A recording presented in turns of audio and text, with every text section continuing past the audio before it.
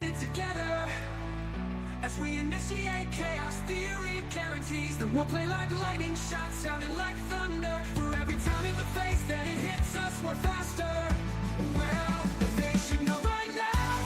They see the world keeps trying to shake us. It only waits us. The pendulum swings. The pendulum swings. It's in a beautiful darkness. Napoleon another. It's full steam ahead. Full steam ahead. All about the Betty Express. Misdirected from the start. It's a runaway train. I come a freight train. I come a freight train. In a beautiful darkness, the Betty Express. In a beautiful darkness. Well, good morning, everyone. I am back. The new temporary seems to be working, so that is good. I didn't get a whole lot of good sleep last night, but we are coming to the weekend, so I can sleep in, which is always a good thing. We are going to catch up to yesterday. Now, I didn't really watch yesterday. I was um, really dumb because they had to numb me all the way up to almost my eyeball, it felt. So I was not in the mood to pay attention. Now, I do know that there are, I believe, another one of Tanner's relatives, and then a guy who's going to explain to us how Flint, Michigan's water made Tanner the way he is. I don't know. But it looks like there were shenanigans aplenty yesterday. So we are going to get into this. Do have us bumped up to 1.25. Now, oh no. Squid, Mr. Mo has a test and he called the dentist for me because I was low on sleep and patience.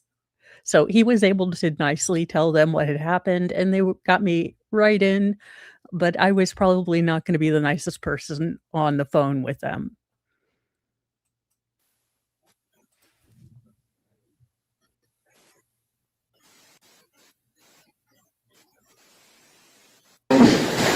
Yes, I do. I did have two sisters along with the brother. Okay.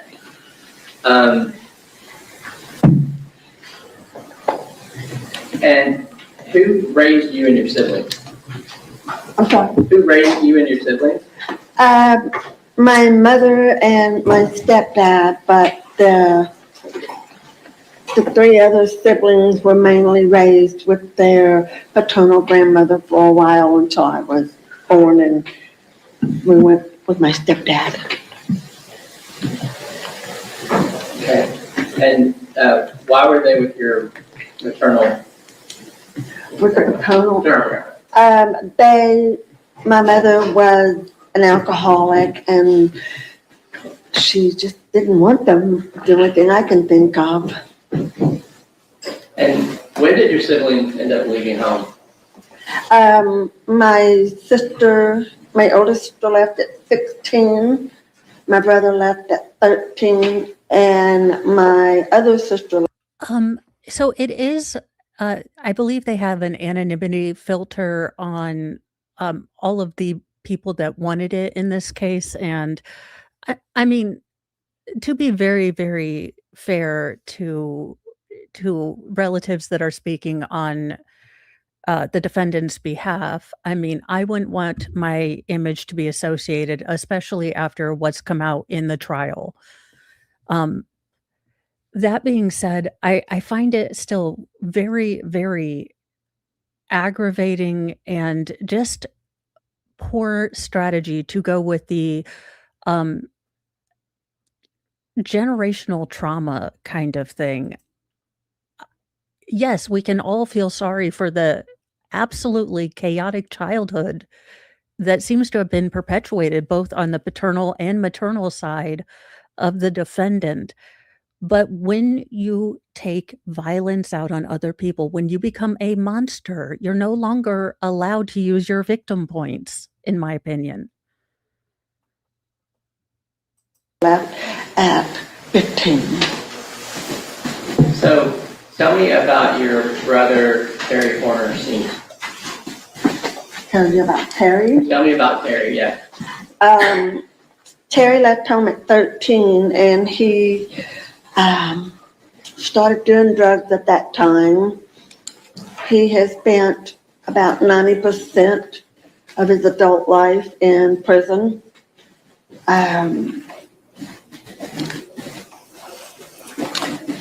He molested me when I was younger.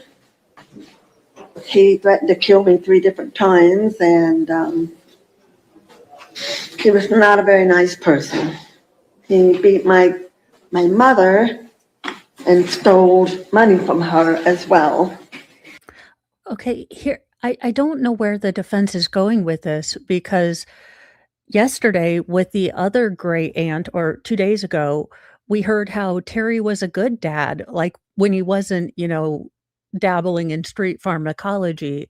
He always was, attentive and caring when the defendant was around. So, I'm confused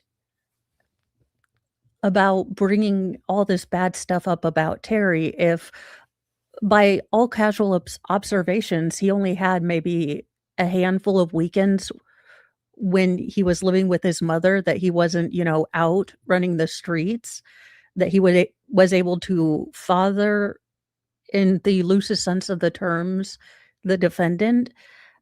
I don't know where we're going with this. Did he ever steal from other family members? Yes, from what I understand, he's stolen from both of my sisters. My ex-father-in-law was nice enough to give Terry a job, and he repaid him by coming back into the building that night and stealing all of the money and weapons that was in the building. As an adult, did Terry ever live on your mother's property? Yes, he did.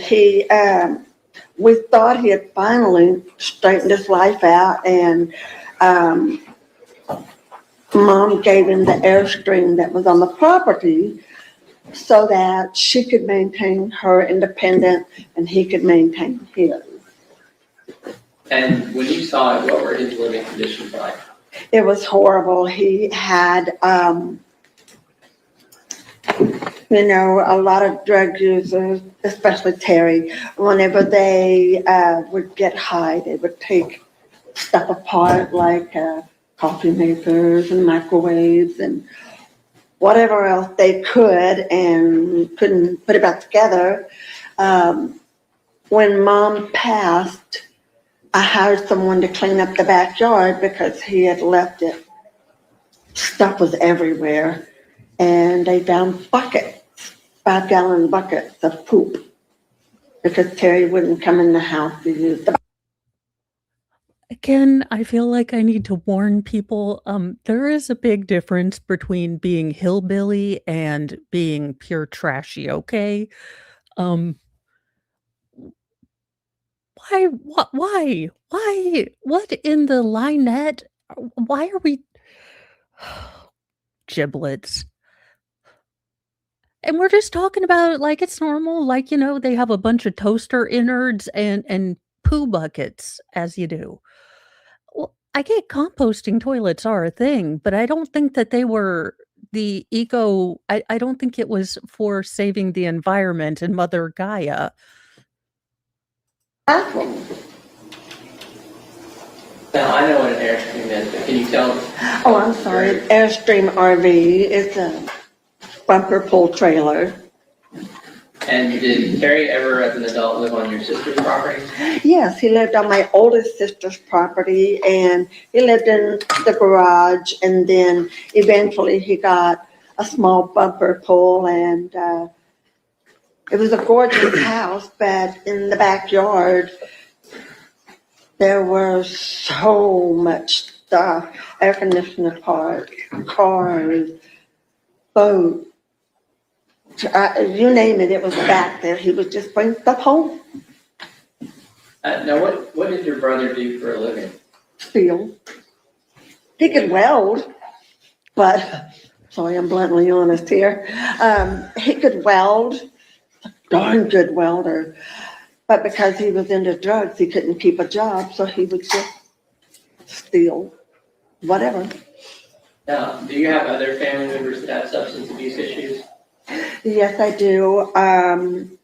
My oldest sister was prescription drugs.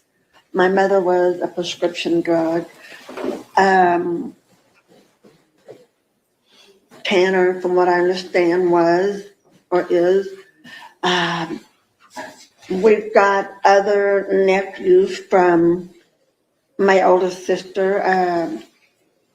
Two of the nephews and one of the nieces were substance abuse users. Can you tell me about your mother? Mom got married, I believe, at 16 the first time. She had 3 children by her first husband.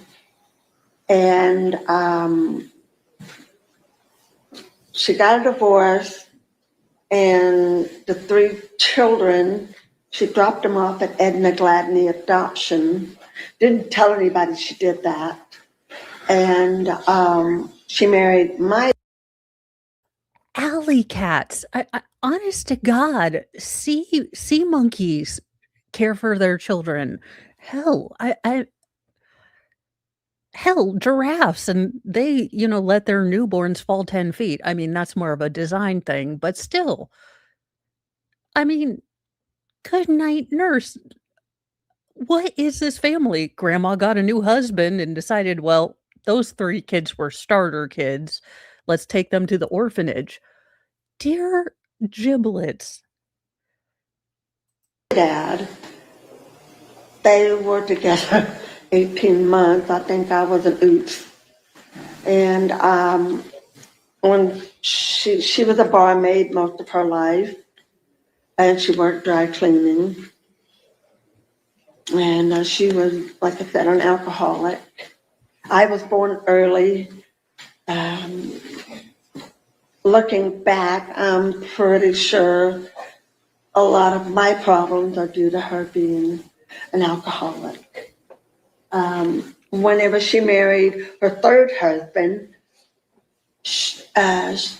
the 3 children that she dropped off at Edna Gladney, their paternal grandmother found out about them, went and picked them up, and she raised them for a while in Pentecostal church. Their beds were church pews, from what I understand.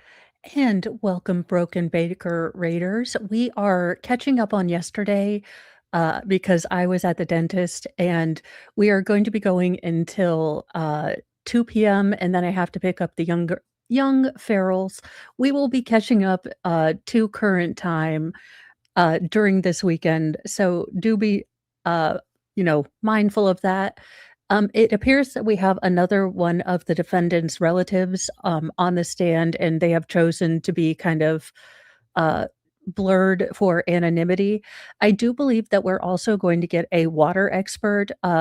Sort of one of the multi-pronged things that the defendant or the defense is trying to bring up um, is kind of a constellation of mental health issues, uh, exposure to lead paint, fetal alcohol syndrome, uh, fetal alcohol syndrome, Asperger's degree or Asperger's, and then he also has ADHD. So those are some of the points that they are really trying to make. I do hope that the defense rests by today. I don't know what more they're going to be able to add.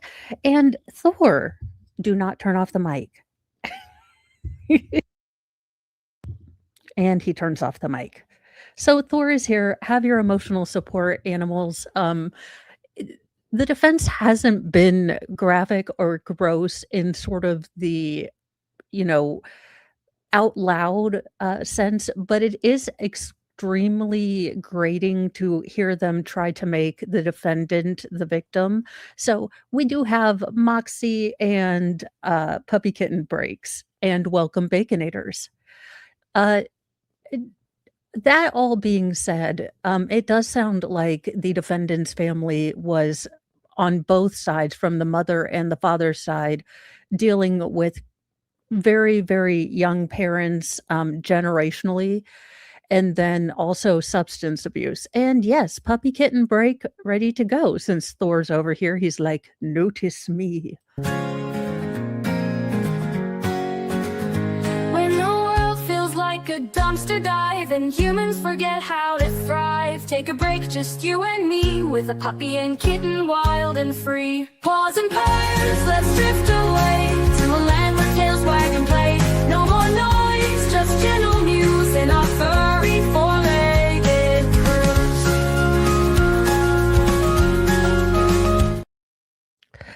So that's kind of where we are. I do hope that the defense does wrap up soon. Like I said, it hasn't been grossly offensive in sort of, let's show all these pictures, but it has been a bit upsetting just in trying to make this person the victim in this case. So do take your mental health breaks and feel free to roast. I do have Rumble going. So if you need to roast a little harder than YouTube generally lets us, uh, we do have that. And she got them all back, and Was your mother ever abusive towards the children and you and your siblings? she was emotionally and verbally abusive to all four of us. If the four of us was getting along as adults, she had to pit one against the other. And there would be so much drama. I eventually, whenever my mother passed, I cut ties with all of them. I don't do drugs. I have an occasional drink. I can't stand drama. It will, yeah. Let me know. Did your mother suffer from a mental illness? Yes, she did. She was bipolar. She had severe anxiety. She had depression, and doing the alcohol and mixing all of her prescription with all of that was not really a good thing. What about other members of the Horner family? Are you aware of any mental illness? I'm not entirely sure. My oldest sister, I do believe she had some because of the way that she would do the prescription drugs. She wouldn't take her heart medicine or her diabetes medicine.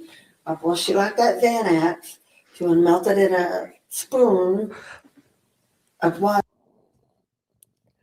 I mean, why do I feel like I'm sitting in the beauty shop and I'm getting all the tea, but it's not tea I want?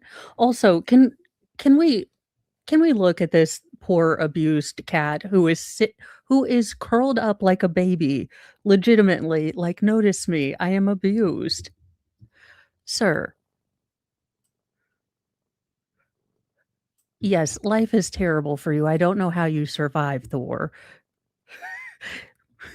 I mean, and who doesn't like a good, relaxer? I mean, who wants to take their heart pills and their diabetes medication? Also, how do you know the doctor didn't prescribe her to take it by spoon? Ma'am, that's judgment, and we don't like it. And take it that way. What about when Terry and Melissa Horner were together? Were you around then?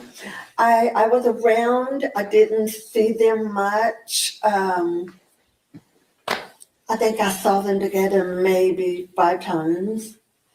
I saw Tanner probably 3 times in his life, if not 4. And what was Terry like around that time? Stoned all the time. Him and Melissa both were always stoned. So their house was horrible. There was trash everywhere. It seemed like wherever Terry went, he had to bring a bunch of junk. There was a bunch of trash. I don't know how people live in that. And do you know how they met? Terry met Melissa in a strip joint, from what I understand. And do you know where they were working at that time? Was Terry working there? I honestly don't know. Okay.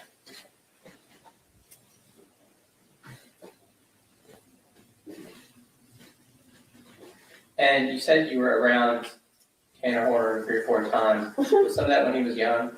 Yes, And who raised Tanner? his maternal grandmother did. Did you ever babysit Tanner? I did twice. Okay, and do you remember about what age that was? He was a baby the first time, and he was about 5, maybe 6 the second time. Can you describe what he was like at those ages? He cried a lot. It was like nothing you could do could stop. You could change his diaper, you could hold him, you could put him to sleep. I believe this is the defendant's paternal great aunt. So I believe that the great aunt that we had on the day before was on the maternal side. I believe this is the paternal side of his family, kind of getting that there was evidently dysfunction on both sides. Now, this particular great aunt does seem to have divorced herself or cut contact with a lot of that particularly problematic part of the family. So I think she's here just to give more background that not only did Tanner's mother struggle with substance abuse, the law, and essentially parenting, but Tanner's father side did too. At 5, it was like he wore his heart on his sleeve, and saying that, you could go, don't do that, and he would just cry. And he went to run out to the street, and I grabbed him and I swatted him on his butt like that, and you would have thought I'd beat the tar out of him. He was crying and hiccuping, and we were at my ex-mother-in-law, and he looked at her and he said, she made me cry. And he just kept crying, and I didn't know what to do with it because my children weren't like that. And I felt bad because I couldn't get him to stop crying.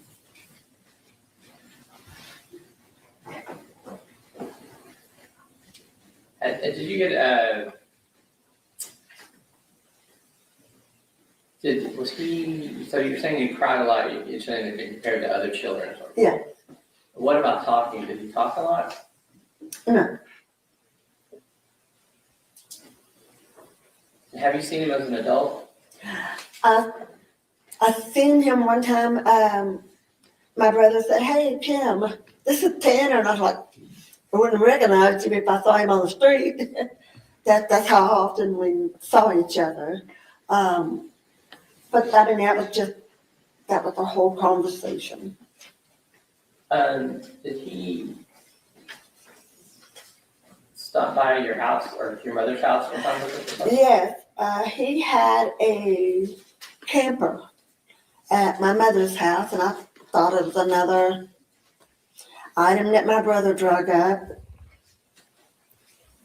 And Mom wanted all of the stuff cleaned out of the backyard. She wanted that camper gone. My brother said that it was only going to be there for a week, and it'd been there for like, I don't know how long, 4 or 5 months. I don't know. I didn't know it was Tanner's. So I was acting on my mom's behalf, and I started looking for people on the phone to come and pull this camper out. And I had it hauled off. I told the guy, I don't want any money. Mom wants it gone, just make it go. And was Tanner a kind of a typical Horner man or kind of different? Like I said, I couldn't tell you. I wasn't around him that much. Yeah, it doesn't seem like she maintained contact with a lot of the family. I mean, she kind of said as nicely as she could that there was a lot of drama. Now, I'm gonna show you a couple pictures here, and I don't need you to use the names, but if you can just tell me who these are, like in relation to you. The picture of my brother and my two sisters and myself. Can you identify by the exhibit number? Yes, sir, that's Defense Exhibit 66. Squid, I think this goes, and again, I'm not a psychologist or psychiatrist, but there is sort of a rationale or a school of thought that believes that, most criminals are a product of poverty, socioeconomics. Basically, there is a school of thought that most people choose criminality not because they're inherently evil, but because of society's ills. And if you buy into that kind of school of thought, the tabula rasa, that everyone is born essentially clean and, you know, innocent, and then it's societal ills, poverty, generational, traumas, things like that, that go on to create the fertile ground where criminals would be born, then you do find more causal links. You tend to, if you kind of go with that school of thought, you tend to put the responsibility or some of the onus on society to take care of these bigger problems rather than individual responsibility. So I kind of get um, what they're trying to do, but I don't think that any sympathy is going to be extended to this man. Again, with what we heard, the audio that the jury heard, I believe that it is much more galling to have to listen to this man's childhood when we know that he stole a childhood from a little girl. And I don't know that the defense understands how incredibly grating that is. And maybe they're getting a different read from the jury. They only need one juror to feel sorry for him because it has to be unanimous if they would like to do, capital punishment. We move to have it admitted and published to the jury. Have you shown it to the state? Yeah, I see this one.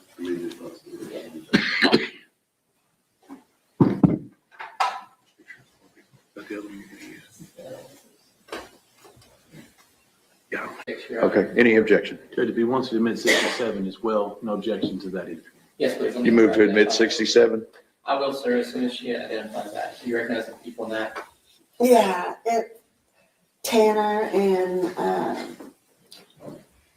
my brother with a woman who has another child by him, and the four of us. Defense 66 and 67 are admitted. Your Honor, I will move to publish these and then I will pass it. Okay.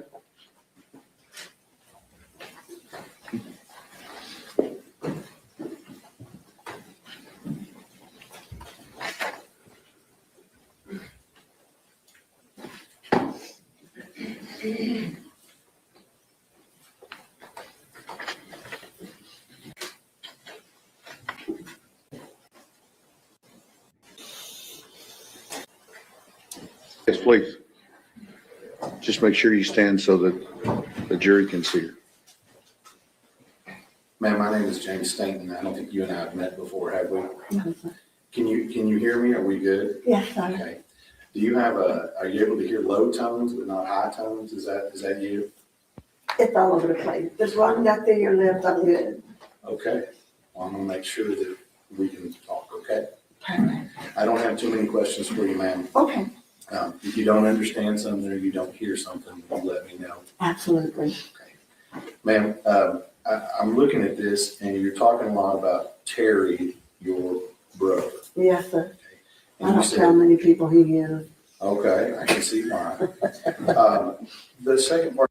And this poor woman, again, you can tell that she is rather embarrassed of kind of the general shenanigans. I can't imagine, again, spending a lot of your life trying to stay out of being kind of painted with the same reputational brush as your ne'er-do-well family, and then to, have tried to stay out of that and then have to come in to basically be pulled in by the defense. I mean, bless this woman. She does seem like the one who was trying to hold it all together, make sure her mom had a safe and comfortable place to live. So it does it does seem kind of, again, just read the room that the defense is pulling this woman in to try to make, you know, her brother look like a ne'er-do-well. Again, just ick.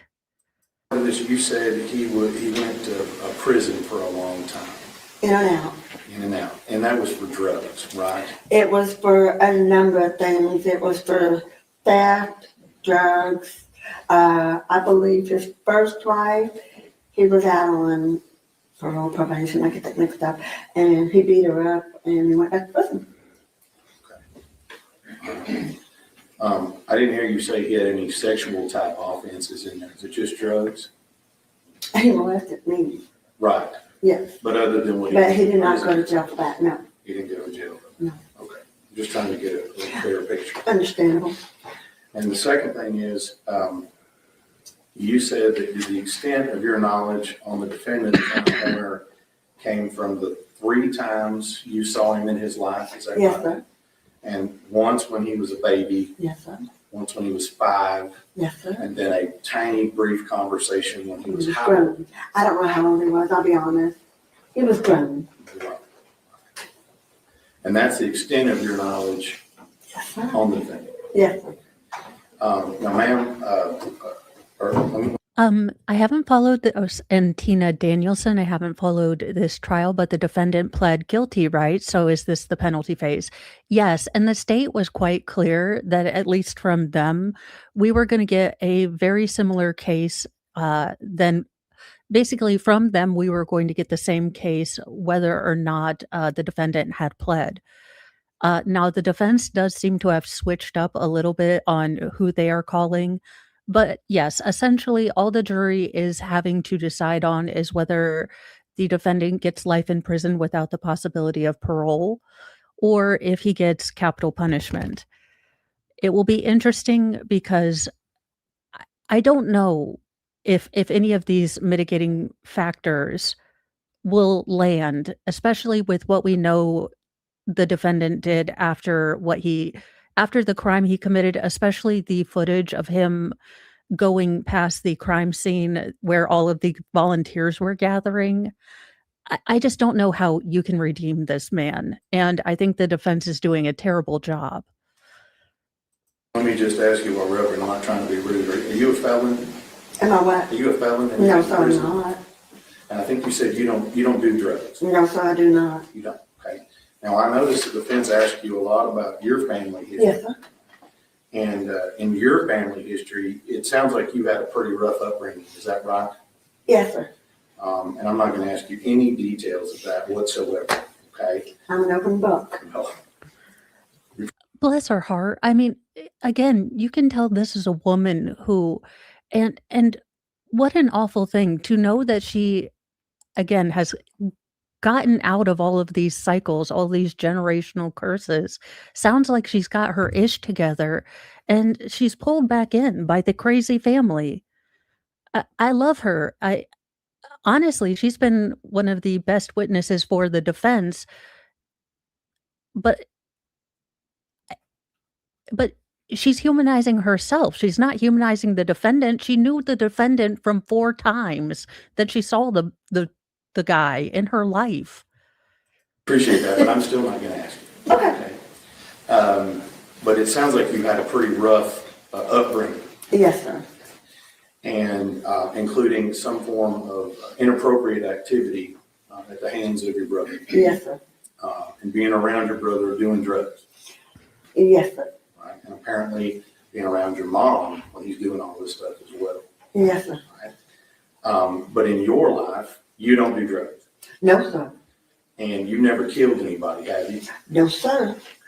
And you've never sexually assaulted or molested anybody, have you? No, sir. That's what it is. Redirect.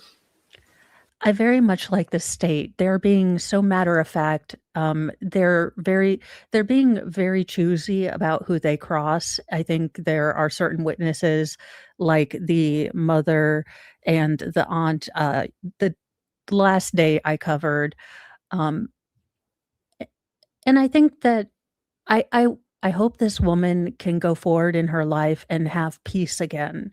I hope that she really can go back and have some peace after this. I can't imagine, again, spending your entire life trying to get away from this and to be pulled back. And let's just see what the defense does yet again. Nothing further, Your Honor. May this witness be excused subject to any potential recall? Yes, Your Honor. Thank you, ma'am. Can I take it? Okay. Take her back there. And just Now, this is the one thing I haven't liked about this particular trial. Well, them focusing on the doofus, but also in other trials, we tend to get the sidebar, or not the sidebars, but when the jury isn't in the room, we tend to get those conversations. Now, the judge has made it a rule that media is not allowed to broadcast anytime that the jury is not in the room. So we aren't getting those kind of little bits of information or why certain things are being allowed or not in. So that is the only upsetting part about this case, from sort of a media perspective, because Court TV has actually been very, very good at not showing anything they weren't supposed to. They are really minding their P's and Q's. did you ever, did you know you had My sister, Oh, for the he is my second cousin. how does that work? Y'all My fall in the family tree. father's sister, Jackie, she's my aunt, and then his mother is my cousin, Melissa, and then Tanner would be her son. You had mentioned Tanner's mother. How do you know her? You said she was your She's my cousin? first cousin. Did you ever, did you know Tanner as a child? As a baby and a toddler, I babysat him. For how long did you babysit? It was a few months, different periods. Like it was during the summer when I was around 10, and then the next summer when I was around 11.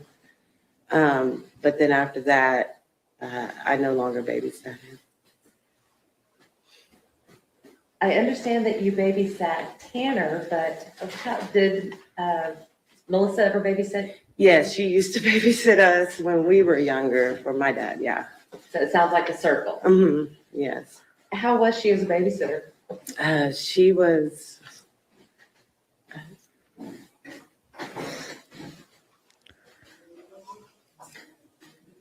Is this difficult for you? Yeah. We can take breaks as needed, Miss Sullivan. My cousin, she was awesome. I looked up to her a lot. She was full of life then. She was a different person back then.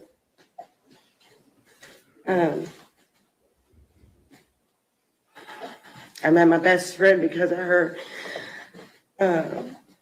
She just was full of life then. That's all I can say. She was a happy person then. Very different from the way she is today. I don't recognize her. How was Melissa as a babysitter? She was fun, exciting. I am really trying not to be offensive, but what does this have to do with the price of tea in China? Uh, uh, I get it. Look, I have seen from the front lines, how addiction ruins families. I have seen it. I understand the painful hope that turns into that poison bitterness when a person you love continues to choose their substance over family, over children, over everything. So I get that, but this is not the time nor the place. Loved it when she came over. She was probably one of my favorite babysitters, and we had a lot. She kept us busy. There was me and my three brothers, so she had her hands full. And she liked to play Fly to the Moon, where she'd kick us off her feet. She would take us to the park. She'd walk us around the neighborhood. She just had so much energy. Miss Sullivan, how old were you when you began babysitting Tanner? I think I was around 10-ish. At the time, did you have any babysitting experience? No, And when you babysat him, was it just for a few hours at a time, or for what period of no, time? it would be the weekend. And then it started when he was an infant. She had to teach me how to bottle feed him, change his diaper, things like that. I really didn't have a clue. Because you were 10. Who the hell is leaving an infant? Jerry Springer, did you have contact with his family? But even the first weekend, she left me alone all weekend with an infant.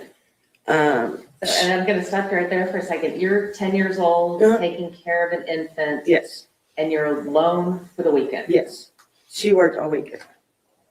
And you spent the night over there? Yes.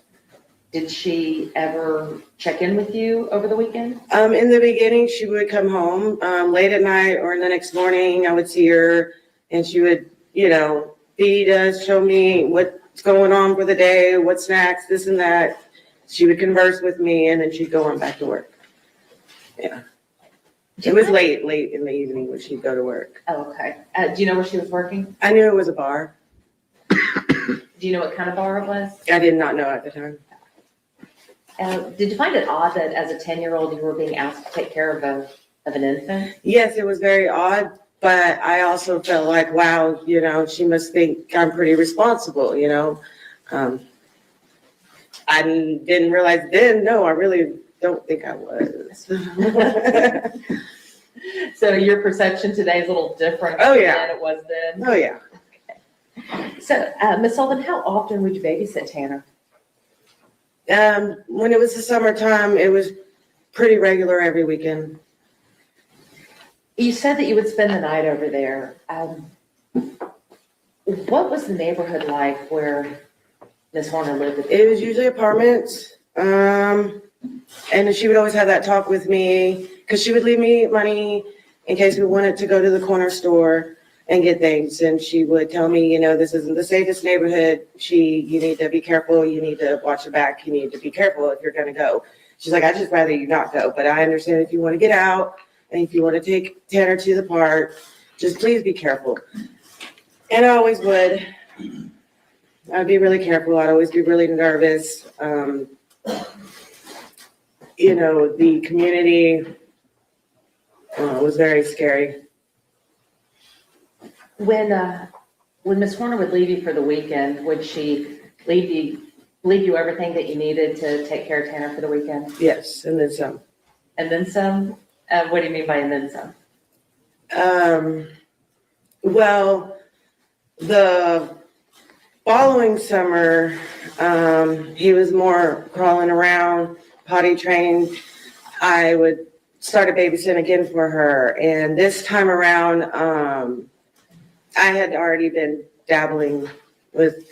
Well, we'll get to that in a minute. Okay. But did she leave you a well-stocked kitchen? Yes. Okay. So Snacks, food, drinks, instructions. She would leave numbers on the fridge for me to get in contact with anybody and everybody, including her. Yeah. So basically everything that a loving parent would leave for their child. Yes. When you babysat with Tanner over those weekends, did you know if it was, when you first got there, if it was going to be for the night or for the weekend? No, I knew it was for the weekend. What kinds of things would y'all do together, you and Tanner?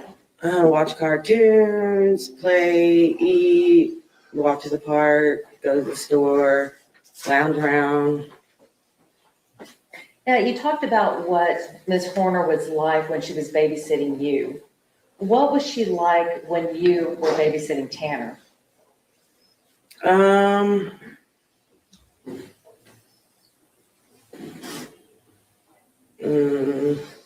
not understanding. Well, we talked about, before you had said that Ms. Horner was full of life and would play games with you when she babysat you. And now you're babysitting her son. Was Was she still full of life at that time? Had she? Yes, but she seemed more stressed. Didn't have time. Always gone. Always seemed stressed. Yeah, but she seemed like she was always trying. Like she was always trying to get in a good face, and so she was always trying. Yeah. At the time, could you tell if she had been, was drinking or doing drugs? Yeah. So I'm not sure really how it came about, but eventually, yes, I did realize, yeah. And how could you tell? Well, basically the following summers when she wanted me to come back to start babysitting him again. And this time she was like, do you want cash as payment again? And I was like, yeah. She's like, or do you want weed? And I was like, oh, well, yeah, that would be great too. So I had just gotten into that kind of. I mean, that would make the Babysitters Club a whole lot funner. Hollywood, I have a remake idea. Area of stuff and things. And so. JKT Buck, this is the defendant's second cousin who, at a very young age, started watching him full weekends. I believe he was an infant and she was 10. So, again, I think she's just here to really underline that Tanner, the defendant, did not have a good childhood, but many people have a chaotic or unpleasant childhood and don't go on to rob a childhood from someone else. How old were you at the time? I was about 11, 12, yeah. Now, before she started paying you with weed, she was paying you with cash. Were you well paid? Yes. Okay. Where was Tanner's father during all of this? I don't know. He wasn't there. I've never met him that I know of. Ms. Sullivan, when did you stop babysitting Tanner? So my father, we moved in with my mom when I was 13 on the south side of Fort Worth. And then I kind of got lost in the city life and wrong crowds. And I stopped talking to them. I didn't want to babysit anymore, You had your other life going on? Yeah. Now, Ms. Sullivan, we talked about Ms. Horner as a babysitter, and we talked about her providing for you while you were babysitting her son. Based upon your observations of Ms. Horner and Tanner, do you think she was a good mom?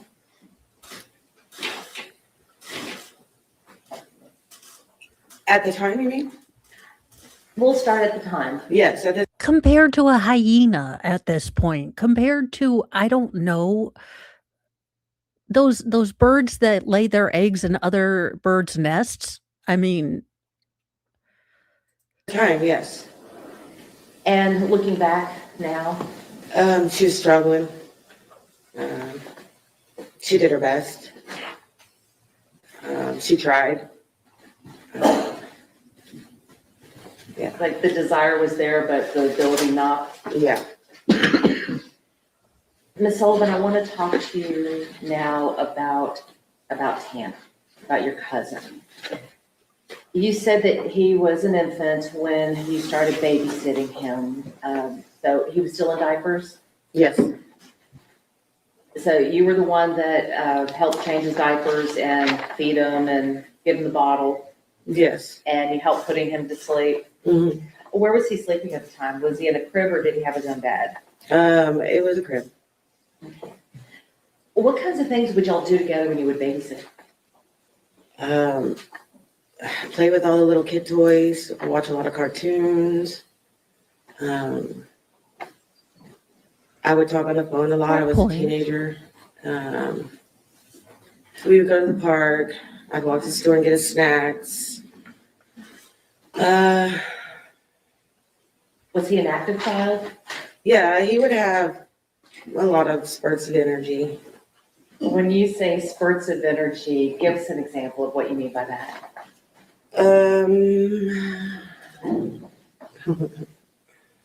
Like, it's hard to explain. So my brother has ADHD and he would get extremely hyper and excited. It was kind of like that, but as a little infant, if that makes, like a toddler, if that makes sense. But he would run around fast, speeding through, and it's just a kid to me, you know. All of my boys have been diagnosed with ADHD, and typically they won't in infant or toddler stage even examine or entertain that.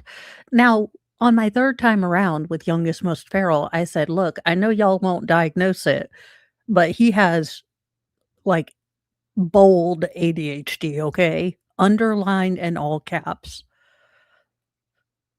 A lot of energy. Mhm. All right. Did you have to keep a close eye on him? Yes. Would he ever get into things? Yes. What kinds of things would he get into? I remember a big part of it was the coins we had to keep up, put away from him. It was like a piggy bank. He would eat a lot of coins. He would what? Eat a lot of coins, change, and then he'd poop them out. And I just remember a bunch being in the bottom of the toilet every time I'd wipe his butt. That's not normal. That kind of means that he had plenty of opportunity and time and I'm not blaming her, she was 11 looking after an infant. This lady, s I guess in her 11th year, she did start taking the devil's lettuce in lieu of payment for babysitting. And I always thought that was strange. And Melissa would always be like, keep the change put away. We have to keep the change up. So how old was he at the time? And he was able to run around, like crawl around, run around, walk around. All right, so you had to keep the coins put away because Tanner would eat them, Yeah, almost like an obsession. and after he ate them, he would, poop them out. Yes. Would he ever try to grab them after he had pooped them out? I do not recall that, but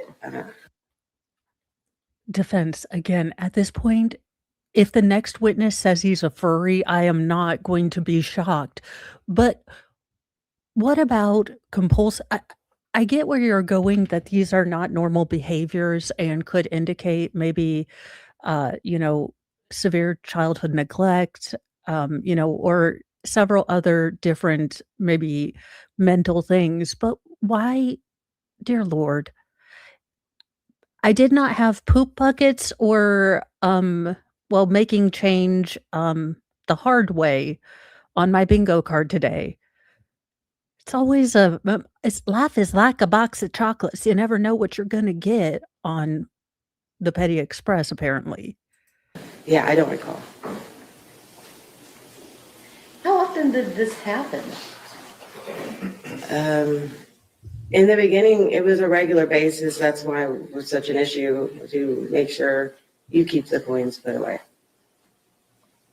Were you ever concerned about him doing this? I thought it was odd, but I also thought it was funny. I mean, I don't know, I was a kid. And I think you told us that you had to put the coins up. Where did you have to put them? Well, I never brought change in. And if I went to the store and got change, that's when I'd make sure they were put up high or in a bowl where he couldn't get to them. And again, how often would this happen?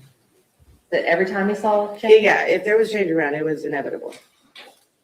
And so that's why you had to take those precautions? Mhm.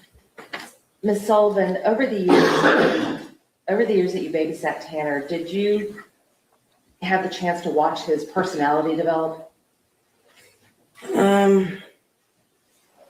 It was a small period of time, but yeah, a little bit. And at some point, did you ever begin to think that he was just a little different from the other kids? I kind of always thought he was a little different, but being so young, I just thought he was a kid. I mean, I'm trying not to laugh because legitimately it's like they're gonna say, "You know, we thought he was a little touched. We thought he was just a little slow. He's just a little differenty." They were able to get me in really quickly this morning and, fix, a new temporary, so I wanted to catch up. And now being older? Now being older, I look back and I realize he was a little different. Oh, why do you say he was a little different? He would have real high highs and real low lows, and sometimes he would just be in the corner by himself, and I wouldn't really know why. And now that I'm older and a parent, I look back, I'm like, oh well, maybe he was pooping in his diaper. But at that time, it was just such an extreme. He would be going and running and hyper, and then all of a sudden quiet, and I'd go in there and he's just sitting in the corner. What was he doing in the corner? Nothing. Was he facing the corner or was he facing out into the room? Usually he was facing the corner. So he would put himself in timeout? Kind of, yeah. You had mentioned the word extreme. What did you mean when you said that he would have extreme highs and extreme lows? Sometimes he'd get so hyper, it'd almost be aggressive. Like or his fits would be a little aggressive, more than I would think that it was necessary. When you say aggressive, are you talking about aggressive towards you? Yeah, just in general and fit throwing. Like, And thank you, Unbalanced Equation, for the £2 for the, Poo Metal Reclamation Fund. You know, I mean, maybe there's a gold mine in there. You know what? Maybe I need to start magnet fishing. I think that's a thing.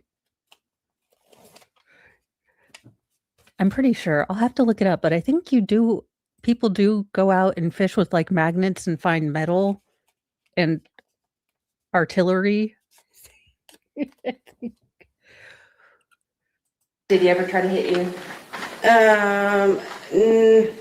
There may have been an occasion, but it was usually with fit throwing. It wasn't like he was intentionally hitting me, Were you afraid that he was going to hit you or kick you intentionally?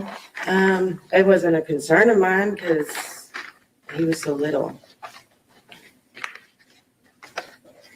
At any time when he had these fits, could you tell what the cause of them were? Usually just not getting his way or particular snack or show. The real high energy just would come out of nowhere,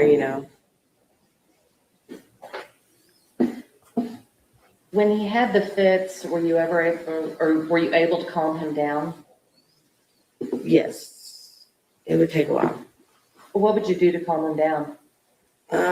Sometimes I try to hold him. He didn't like that. I would try to direct his attention to something more fun or just try to distract him.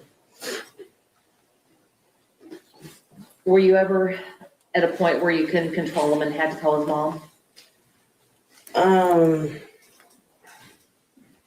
There would be times I would call her, lots of times because, like I said, I was young. I didn't know a whole lot. So I would probably call her in the beginning really 2 or 3 times a night. Also, a lot of his behaviors with his Asperger's, she would notice.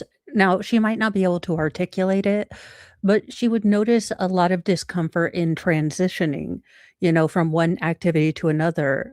That tends to be a really hard thing. Any changes in routine, if there were expectations of one thing happening, and then because of life changing, you had to do something else, that can be incredibly upsetting, but she's not a professional. So, again, I don't know what the jury's supposed to gather from an 11-year-old at the time who has admitted that she was taking the devil's lettuce. I'm not judging her, but I don't know how much her observations are going to be helpful. And by the time that you stopped babysitting for Tanner, did those calls become less frequent? Yes. Yeah, near the end, I wasn't calling it off for any reason. And that was usually when I wouldn't see her the whole weekend. Like I said, in the beginning, she would come home late at night or the next morning checking on us. But then the following summer, as I was older and he was a little older, and we kind of got a little more routine, it was easier. Ms. Sullivan, you previously talked about some of the things that you would do while you babysat Tanner. When you were there, did you play with him more often, or did he play by himself more often? I would say he played with himself more often. Could you tell, based upon your observations, if that was his choice? Usually, yes. What would he play when he was by himself? What was he doing? I don't recall. That's fine if you don't.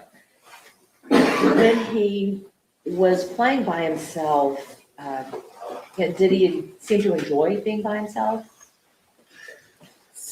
I don't know about enjoyed, but content.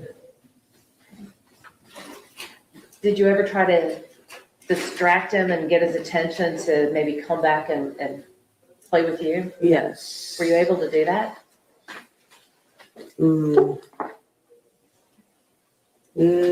Sometimes. What kinds of things would you do to try to get his attention? Bring out some of his toys, light up things, noisemakers, turn on a certain show, things like that. Now, for the times that you were able to get his attention back to playing together, did that last, or would he go off by himself again? He'd always go off by himself again. Ms. Sullivan, I want to talk to you a little bit about Tanner's communication skills.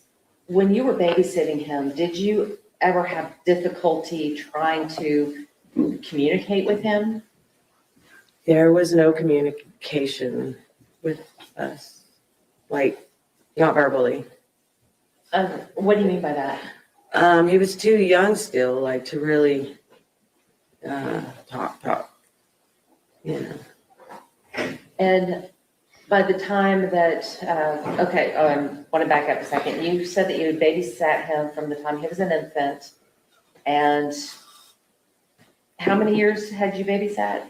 I want to say it was about 2 consecutive summers, if I can remember correctly. Because the first summer he was an infant, and then the second summer he was crawling and, kind of stumble walking. And then I think you had a third summer where he was walking? It was during the potty training and he was kind of walking, yeah. Was he at all verbal with you? Very little, very little. Being a mother, comparing Tanner's communication skills at that age and your child's communication skills at their age, were they the same or was one delayed? I feel like his was delayed. Were there times that you had difficulty understanding? Yeah, and I wish that the defense attorney isn't asking these questions. When given an opportunity, would Tanner do side-by-side play or parallel play, or would he be, individually playing? So because there were a lot of times as a kid where it would look like I was playing in a group, but, I was basically essentially playing by myself. Um, so that being said, I mean, I just don't know what her observations as a 10-year-old, because you really don't pay attention to those kind of things. And you're seeing things from a 10-year-old's eyes, and she has admitted that she's had a bit of a interesting life. I don't know how clear her memories are of 2 summers, and maybe a handful of weeks, a 3rd summer. Him when you were trying to communicate with him? Yes, all the time. Now, Ms. Sullivan, looking back on your time spent babysitting Tanner, did you have fun? Yes, And did you enjoy babysitting him?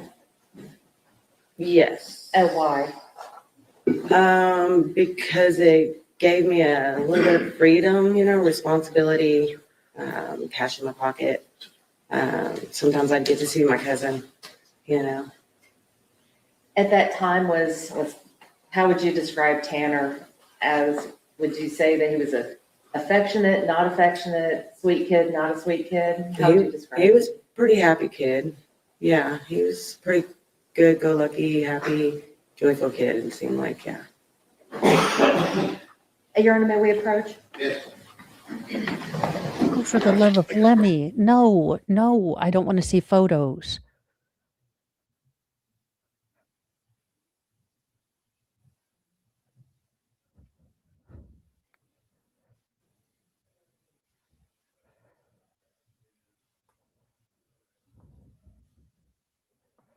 Okay, let's see. I think we go on our morning break.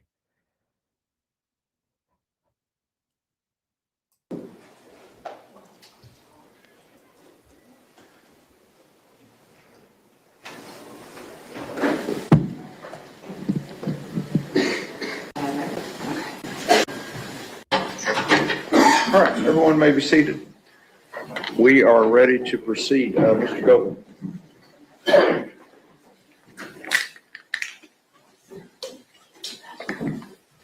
Oh, I'm sorry, Your Honor, I passed the I'm sorry, witness. Miss Amy. I'm sorry. That's okay. Yep, done, pass the witness. Oh, cross-examination. Thank you, Your Honor.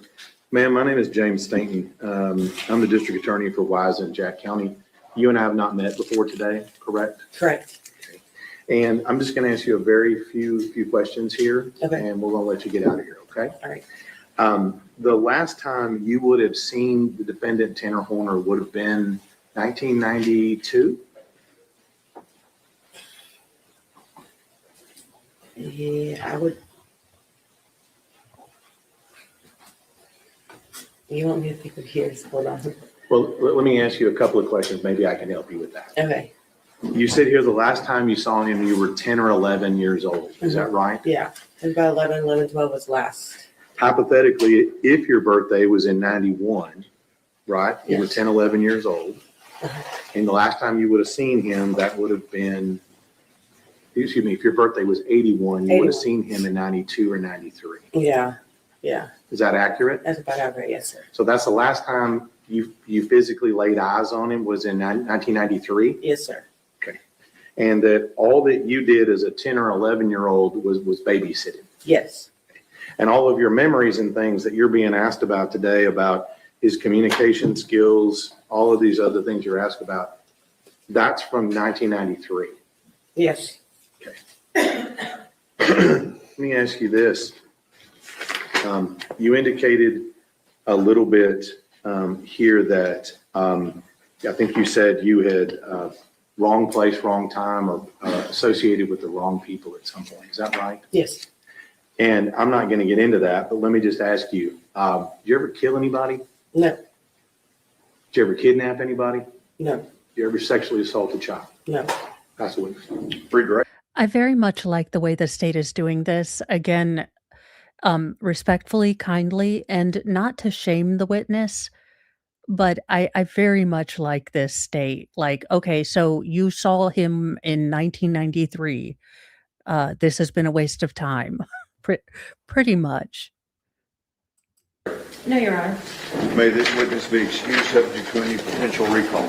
Fine with the state. Good with the defense? Yes, Your Honor. Thank you, ma'am.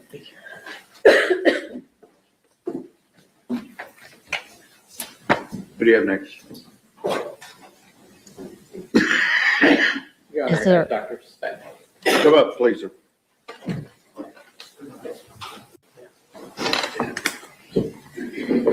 Good morning. Remind you, you're still under oath, okay? Have a seat. Ladies and gentlemen, this witness has been previously sworn to testify truthfully. Mr. Goldberg.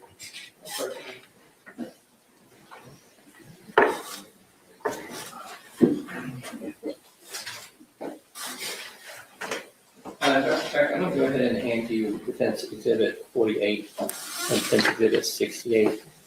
Okay. Let me see if you can identify both of those. Yes. Mr. Goldberg, I don't know if he's been actually introduced to the jury. Nope. Go ahead and introduce yourself to the jury. Sure. So my name's Dr. Aaron Specht. I'm an assistant professor at Purdue University with an expertise in exposure. I would like to apologize as a Hoosier transplant. We did not approve him talking to the defense. I am not an alumnus from Purdue, so, but still, we did not approve this. Assessment and environmental health. Now we can Yes, one is my CV, and I haven't seen it printed out before. One is a report I produced for this case. Okay, and those appear to be true and accurate copies of both of those documents. Yes. Now we move to both,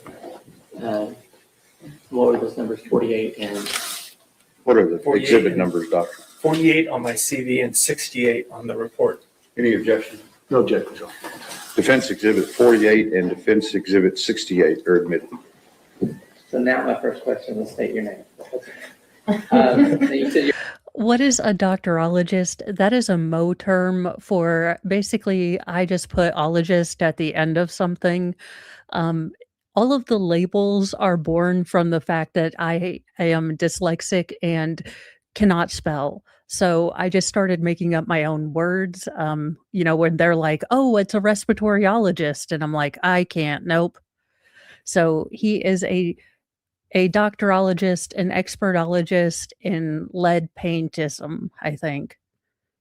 your area of expertise is medical, physics, and environmental health. Yes, medical physics, environmental health, and exposure assessment. Yeah. Let's back up and go through your education, please. Okay. So I got my bachelor's degree from Purdue University in physics, and I did my PhD in medical physics in the School of Health Sciences at Purdue University. And then I did a postdoc training at Harvard T.H. Chan School of Public Health in environmental health and epidemiology. And what are your areas of research? My areas of research focus on designing instrumentation to allow us to do environmental measures easier. So looking for environmental contaminants, then applying that into. Are you sure your research isn't where the hell are my eyebrows? I know it's my tism, you guys. I know I have a problem with it. I understand that everyone else is not completely and totally distracted by someone's lack of eyebrows. But I'm telling you, my brain, my tism, it doesn't work. It does not work. They don't have eyebrows. Why? Why do I have to do this every trial this year? There we go. Thank you.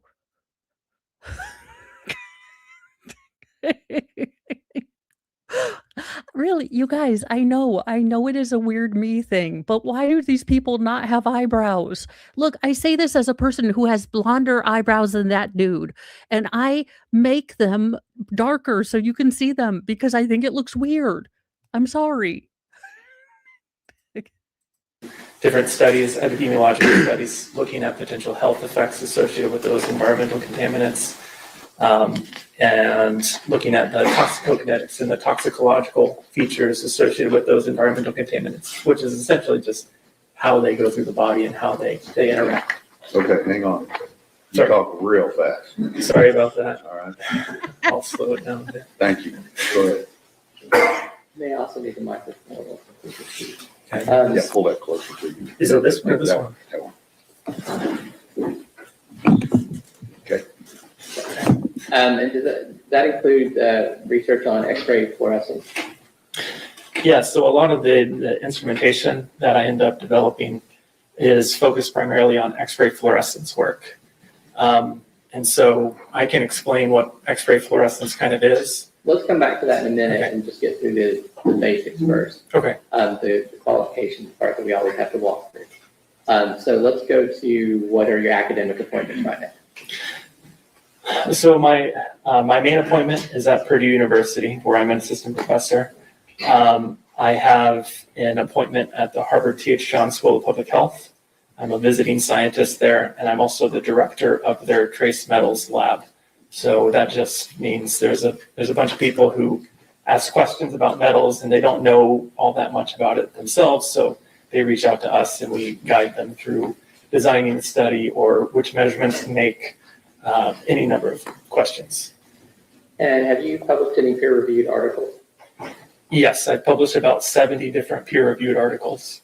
So a peer-reviewed article is something where I design a study and I write it up, and then I'll send it out to a journal who will send it to anonymous reviewers from the scientific community who will then judge what the merit of it is in the context of my scientific field.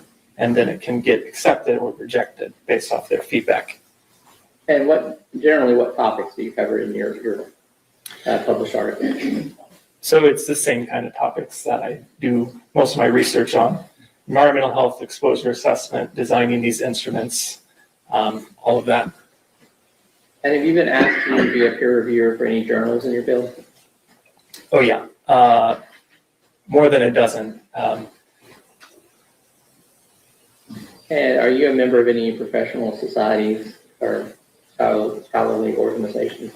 Yes, so I'm a member of the Society of Toxicology, and I'm actually the vice president for the metals specialty section as part of that. I'm a member of the International Society for Trace Element Research in Humans, and I'm the secretary for the society there. I'm also a member of the Health Physics Society, the International Society for Environmental Epidemiology, and the International Society of Exposure Science. And have you received any fellowships, research grants, awards, or things like that? Yeah, so I have funding from the National Institutes of Health. I have some foundation funding. I have funding from the Department of War, from any number of potential federal funders, and also a slew of foundations as well. Was one of those from the Department of Defense? Yes, yeah, the Department of War now. But Okay, yes. Department of War. And have you previously testified in court about portable XRF, that X-ray radiofluorescence Yes. measurement? Yes, so I previously testified in the Flint water crisis trials related to the lead exposure during that case.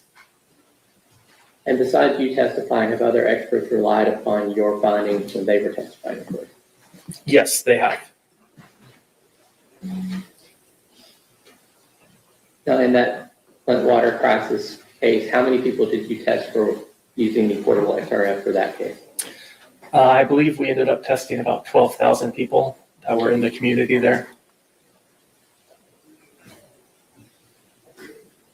Now, what are the biomarkers for lead exposure? So the biomarkers that are traditionally used for lead exposure would be like blood. And you probably are familiar with this. If you have kids, they would get a blood screening, and a blood lead level would be given. This is actually a fairly recent measure of what people have been exposed to, because when lead goes into your body, it actually is going to dissipate fairly quickly from blood. The blood is just a car that transports it around the rest of the body. But when it goes in your body, it looks a lot like calcium. And so that's how it does all of these bad things in the body, is it hijacks places that calcium would ordinarily go. So it will pass through the blood-brain barrier and do stuff in your brain. And the blood transports it on the red blood cells, which is, normally where that would happen. And as a consequence as well, the lead will actually store primarily in bone, which is where calcium would normally store. So when it gets into the bone, 90% of the ingested lead actually will store in the bone. And then your bone's going to stay there. It's not here today and gone tomorrow. It turns over very, very, very slowly. So when we actually do a measurement, so with our device, we are able to measure bone lead levels instead of blood lead levels. And that bone lead level actually gives us a very cumulative measure of what someone's been exposed to their entire life. And that's important because, lead, it has this impact and it's going to do something in the brain by passing the blood-brain barrier. But all of our toxicological studies and the general scientific consensus shows that those effects are irreversible. Yeah, then go talk to Dutch Boy, who marketed lead paint to children up until the 70s, I believe, after there were published studies in the 50s that showed that lead paint was really, really bad. I mean, this was not new science, so go after Dutch Boy. So even though we're going to monitor it with blood, and maybe that will dissipate over time, those effects are going to linger and they're going to stay there for the rest of your life. So when we are able to do a cumulative measure of what someone's been exposed to, that is a more effective measure of what the potential health outcomes are associated with that level of exposure. So how long would that exposure be detectable in the blood? In the blood, it normally dissipates fairly quickly within a couple of weeks. So the half-life is about 30 days. So that means if you were exposed to something 30 days ago and we measured it today, half of it would still be present in the blood. The equivalent then for bone lead would be 30 years. So if you were exposed to something 30 years ago and we measured it today, half of it would still be present in your bone. So you mentioned like for the blood testing, one way to do it. How do you test for lead in blood? You can do it a couple different ways. They're really technical analytical chemistry techniques. So one is inductive coupled plasma mass spectrometry, which essentially you digest the blood and you send it through a plasma flame, and then it goes through this magnetic quadrupole system and it looks for mass to charge ratios, and it identifies a given isotope of lead. The other one, which is much more commonly used because it's much cheaper, is anodic stripping voltammetry, which is, they have these little kits. They call them the lead care kits, and you can drop a piece of blood onto it and then stick it in, and it'll give you a result in about 5 minutes. Here's the problem with the defense trying to bring all these things up. I am not negating that he had all of these things against him, but if this is from well water, if this is from paint, then everyone in his family was exposed to the same things he was, and only one person in the family has been charged with these crimes. Not to mention he was able to hold down jobs. Now, he switched them frequently, but he was able to go out, get employment, go out in the community. He wasn't in a corner, being so dysfunctional that he has a history of 5150, interactions with the police or mental health hospitals. He might have outpatient, but even mental health professionals, when he did seek help, put him in an outpatient facility. And those are typically used by like health departments when they do your kids screening. That's what they'll use. So what about bone testing for lead? How's that done? Bone testing for lead is always done using X-ray fluorescence. The alternative is we do a bone biopsy. But with the X-ray fluorescence, we can do it non-invasively. So what we do is we have some kind of X-ray source, and we put that on the shin bone. And what it's going to do is it's going to send little X-rays into the bone, and each of those is going to interact on an atom-by-atom basis and make those atoms give off signals that are specific to whatever elements they are. And one of those elements happens to be lead, and we can go back and track it, so see how much lead is there, and then relate that to a concentration based off some normalizations we do for the particular physiology of a given person. So you're talking about one of the elements. What are some of the other elements you might look for with that same technology? We can look at iron and zinc and some other toxic elements like mercury, arsenic, and cadmium. And when was that technology developed? So we originally started doing these bone lead tests back in the 1970s. And this technology has iterated over time, and we've gotten pretty good at it since the 1970s. We used these old devices with a radioisotope source, and we got this radioisotope source from a cyclotron that was, we had some sources in the US originally, but right now the only cyclotron was based. Okay. Scienceology of it. But sir, you're talking about essentially getting lead poisoning and the lack of eyebrows and the smile. I am sure that 99.9% of people see a jovial person and I am like, lizard brain says something's wrong. There are no eyebrows and he's smiling. Why is this happening? Legitimately, my lizard brain is like, something is wrong. In Russia, so we can't get that one anymore. But the device itself was about 200 pounds. It used liquid nitrogen cooling for a high pure germanium detector, and it took about 30 minutes to do a measurement. And what about the portable XRF? Yeah, so the current device we use is not 200 pounds. It's about 5 pounds. It looks a lot like a barcode scanner. And you can do the same kind of thing. You hold it up to the middle of the shin bone, and you're able to actually determine the elemental content of that bone. And so it's using an X-ray tube source rather than a radioisotope source. And now instead of having that huge 200 pounds of liquid nitrogen, we use a thermoelectric cooler, which is much more compact. Your Honor, unless there's an objection, I'm just going to put my demonstrators up. Any objection? No, you don't. Okay.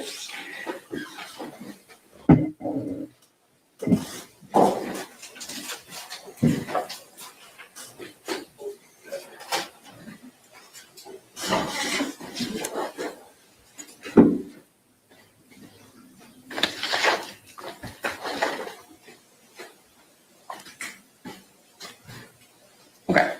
So you kind of described these pretty well already, but what are we looking at here? This is the previous iteration of the X-ray fluorescence devices. So you can see the big liquid nitrogen dewar there. That's where all the liquid nitrogen is stored. The detector on the front, and then that little black dot is actually covering up the radioisotope source on the front of that. And these took about, again, 30-minute measurements. We used these pretty extensively in the 90s and early 2000s with a whole bunch of different cohort studies of lead.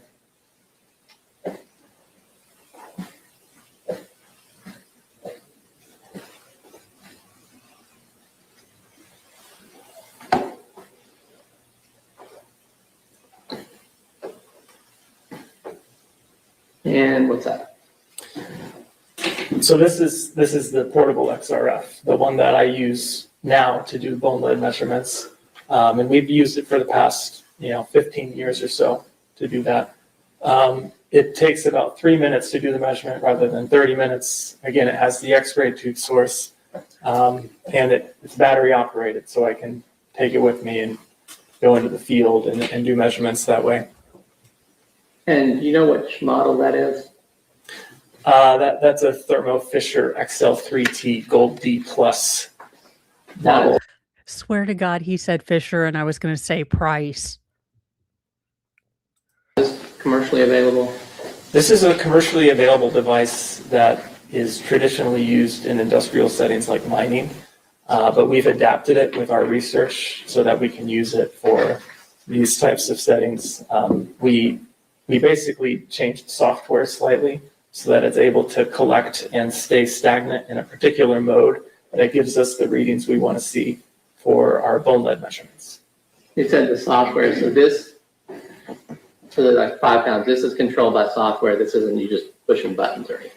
No, so the tablet you can see on the device actually has a firmware loaded up. So it has, like some kind of operating system, and you can go through and make adjustments to the system through that. So you're adjusting the settings. You're not building something from scratch. Correct. Okay. And how do you get the data off of that? So the data is stored locally on the device on a hard drive there, but you can also get it off the device using a USB cable and plugging it into a computer. So can you, when you take your measurement, you're able to look and see what the data is on the device? You can see the data on the device. Yes, that is correct. And are there any studies or anything to show that the portable XRF model that you've used is accurate, is as accurate as previous generations of XRF? Oh yes. So we've done dozens of different studies looking at, human in vivo studies where we actually looked at this portable XRF versus the one on the previous slide with the huge liquid nitrogen tank. We've done studies of cadavers where we were able to actually do the measurement and then section off a piece of bone. Wait, do you need a cadaver? Because I have a feeling at the end of this trial, we might. Do you need a test subject? Thor. Thor, you are ridiculous. Thor. Bone that we would then analyze using a chemistry lab.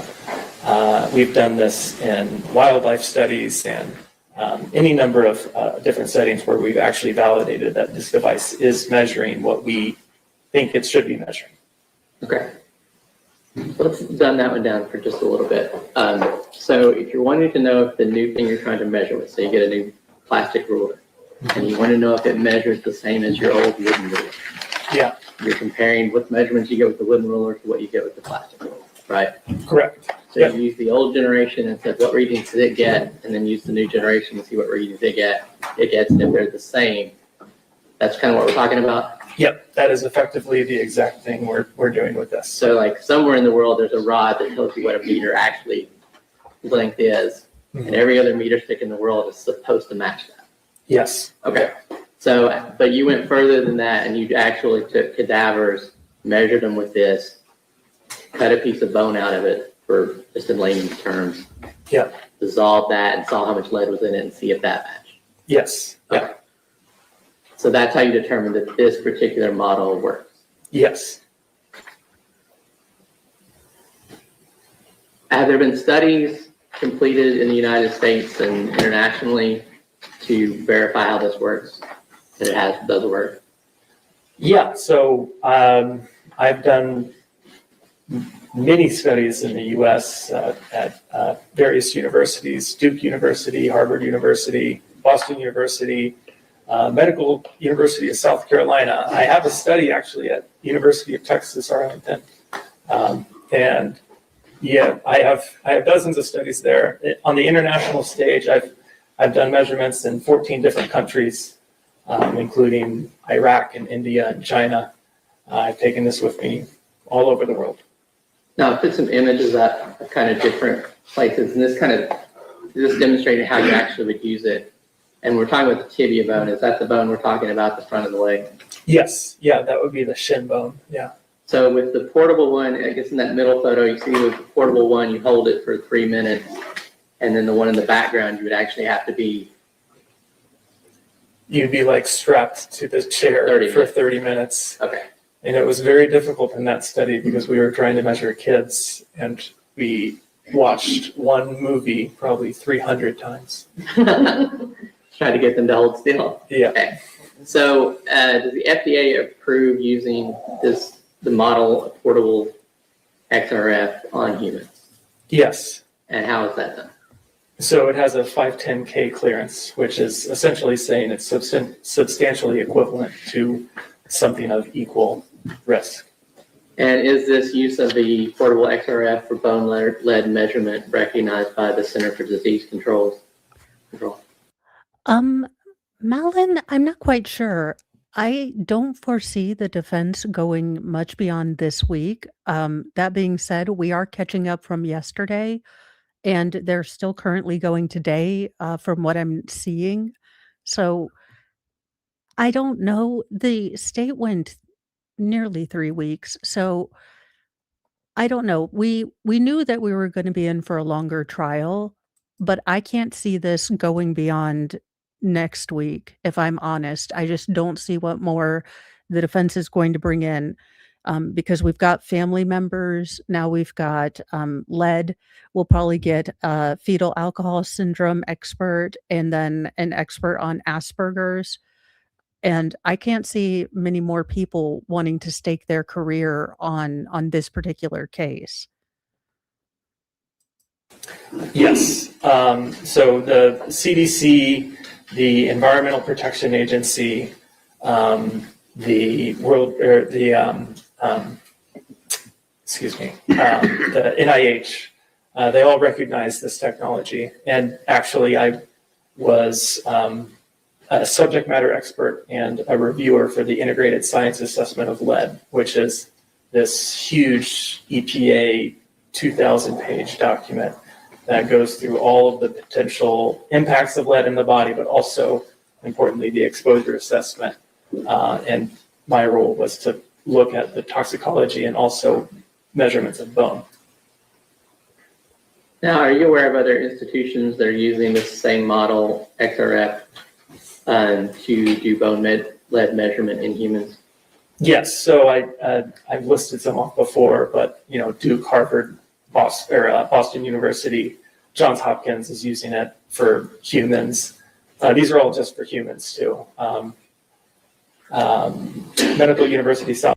Yes, Tina Danielson, this is a potential death penalty case. That is why I do believe the defense is bringing all of this out because they only have to convince one juror. And it has to be unanimous if they decide to go the capital punishment route.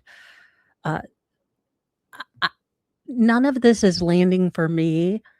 I don't know that anything would land after the audio that they heard and had to hear, but I don't imagine any of this is landing. But if you have one person who does not like the death penalty on the jury, maybe they're speaking to that one juror. North Carolina, Purdue University, Indiana University. I'm forgetting probably a dozen, but. Can you give me an approximate number how many bone lead measurements have been completed with your device? With our device alone, probably more than 60,000 measurements have been completed on humans. And did you examine Tanner Horner? I did. Did you review any records in preparation for that examination? In preparation for the examination, I did not. Okay. Have you reviewed any records that would reveal potential sources of lead exposure for Tanner? Stop biting. I believe I saw something that he had some lead paint exposure potentially. And then I heard the testimony this morning about him eating coins. That's problematic for lead exposure. Well, let's go ahead and skip to that and can tell me about how people get exposed to lead. Normally, people get exposed to lead through a variety of routes. You can have inhalation, ingestion, or absorption. So primarily inhalation and ingestion being the principal sources of potential exposure.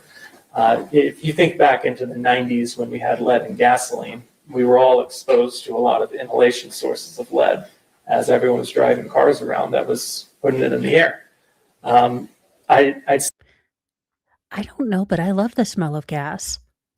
That being said, I wonder if the gas smelled different in the 80s, being it as how my mom was responsible for the 80s and didn't let her 4-year-old pump her gas. I don't know.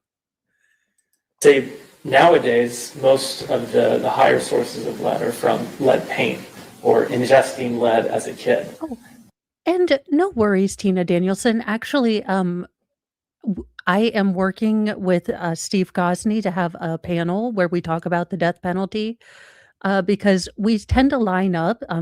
Steve Gosney is an appellate lawyer, like the best appellate lawyer from Florida, and he has moral but also different ideas or different qualms about the efficacy and standards that the government does. So I am trying to get a time set up because we don't disagree on a lot, but get his idea of what some of the hurdles are and just a better understanding of what's involved for those of us who are lay people in a death penalty case. And some of the things that he doesn't like about it, and what would have to be in place to, what are some checks and balances that maybe are a better idea. So, and I love this chat. We have, different ideas, different thoughts, but we're all really respectful and we agree to disagree about stuff. So, and this is Thor. He is my emotional support co-host. Um, you will probably see other cats come in and out, but he tends to like the chair because I have the heat on. And again, this kind of goes hand in hand with the toxicology of it. So when a younger kid gets exposed to an amount of lead, they actually have a greater percentage of having that actually taken up in the body. So the coins went through his body, and maybe some of it came off, but most of it hopefully went through the rest of his body. But that some of it that came off was taken up in the body very, very easily because of his age, versus an adult who would have probably half the amount would actually get taken up in the body. And that goes with a lot of things and nutritional needs and whatnot as a growing kid.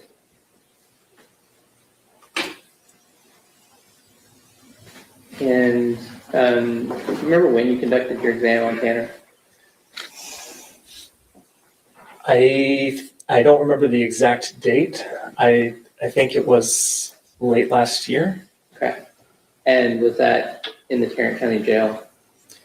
The one right over here, right? Yeah, I think that was one and the same. I walked by it this morning. I was like, oh, okay, I remember where I am.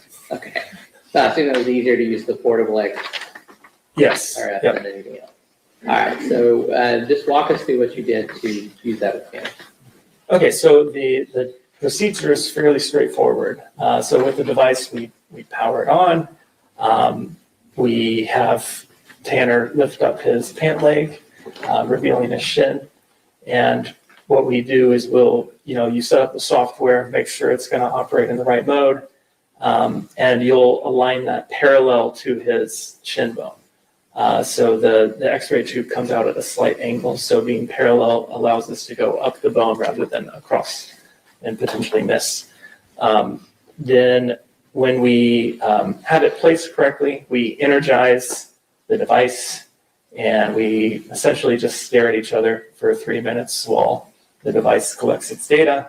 Then we Again, sir, and your ability to have sat and stared at Tanner for 3 minutes and still smile, this is why I'm a little creeped out, sir. Ugh.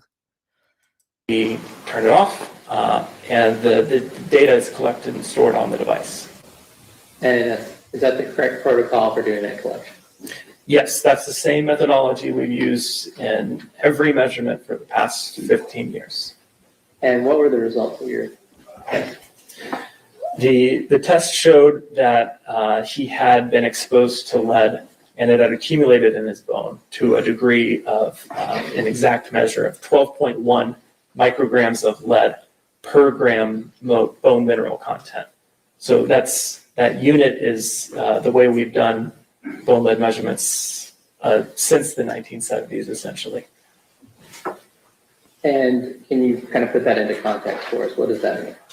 Yes, so bone lead, again, since it's giving us a cumulative measure of what someone's been exposed to, the important thing is to actually have age-matched control data. So we can look at someone else who's the same age and say, okay, well, this is what they would have had in their bone, because it accumulates and it doesn't go away. So we have a population study we typically use for this, which was based in Toronto. And in that study, the same age group as Mr. Horner would have had about 0.5 micrograms of lead per gram bone mineral. Yeah, but okay, but with lead and lead accumulation being so multifactorial and multivariable, wouldn't you want to look at studies of people in his same general area? Because what are the sources of lead that I mean, was it a well that has incredibly hard water? I mean, was he drinking, again, where is this lead coming from? And what does lead cause? I mean, And to put that further into perspective, so his level was 24 times higher than that comparison group, first of all. Secondly, you can do a total body bone, or a total body lead measurement. So because we have this in units of bone mineral content, and everyone has a certain amount of bone mineral content over their body, we can actually determine how much total lead he had in his body. And so that comparison, he came back with about 33,000 micrograms of lead, quite high, compared to his peers at closer to, I believe, 1,500 micrograms of lead. And are you aware of how many micrograms of lead it would take to potentially have an effect on someone? So the CDC sets this level of blood lead, that is the level of concern, and it's at 3.5 micrograms per deciliter. And we actually show that there is harm at lower levels, and the CDC, the Environmental Protection Agency, the World Health Organization, every scientific organization. sir, the World Health Organization, I trust, well, I trust yesterday's Crown about as much as I trust them, but that's a personal thing. Organization of merit has said that no level of lead is good for you. But if we do the same total body estimate with that 3.5 micrograms per deciliter, you get to about 250 micrograms of lead as the dose that can cause harm. And so 250 micrograms, very different than 33,650 micrograms. And I know you said this, but just to clarify, when we're talking about the group that we're comparing it to, it would make a difference in age because you were talking about lead being more prevalent in society, and that if you lived in the 70s, you'd have more exposure. So is that why you have to break it to age groups? Yeah, that's essentially it. So if you're older, maybe you had the exposure from the 90s when you were inhaling the leaded gasoline that was being combusted. And so we'd have to account for that. So that's why we do that age comparison, because this is. I kind of want to go to a Gen Alpha or a Gen Zer and be like, oh my gosh, yeah, we used to sniff, gasoline when they had it leaded. We were like, smell that lead. Ooh, nice and leady. I don't know. Honest to goodness, if they're going to get about how people were freebasing leaded gasoline, it would make more sense than wherever they're going with this right now. Because again, for this hypothesis, for the lead to have made an issue, then everyone from Flint, Michigan should have been homicidal maniacs. I mean, well, to be fair, Detroit does kind of. Okay, any hoozle. I am just saying that get to the point about how lead makes you crazy and do terrible, awful, inhuman things. Is going to be reflective of what you were exposed to in your life. So you have to do an age match control. And so over time, has that data kind of been updated? You said you were using the Toronto study. Is there a reason why you use that one? The Toronto study is the most recent study with age match control data that we have. There's previous studies from the 90s, but that would be irrelevant because back in the 90s, we had so many other sources of lead exposure in our bodies that it wasn't going to, be as significant as a difference.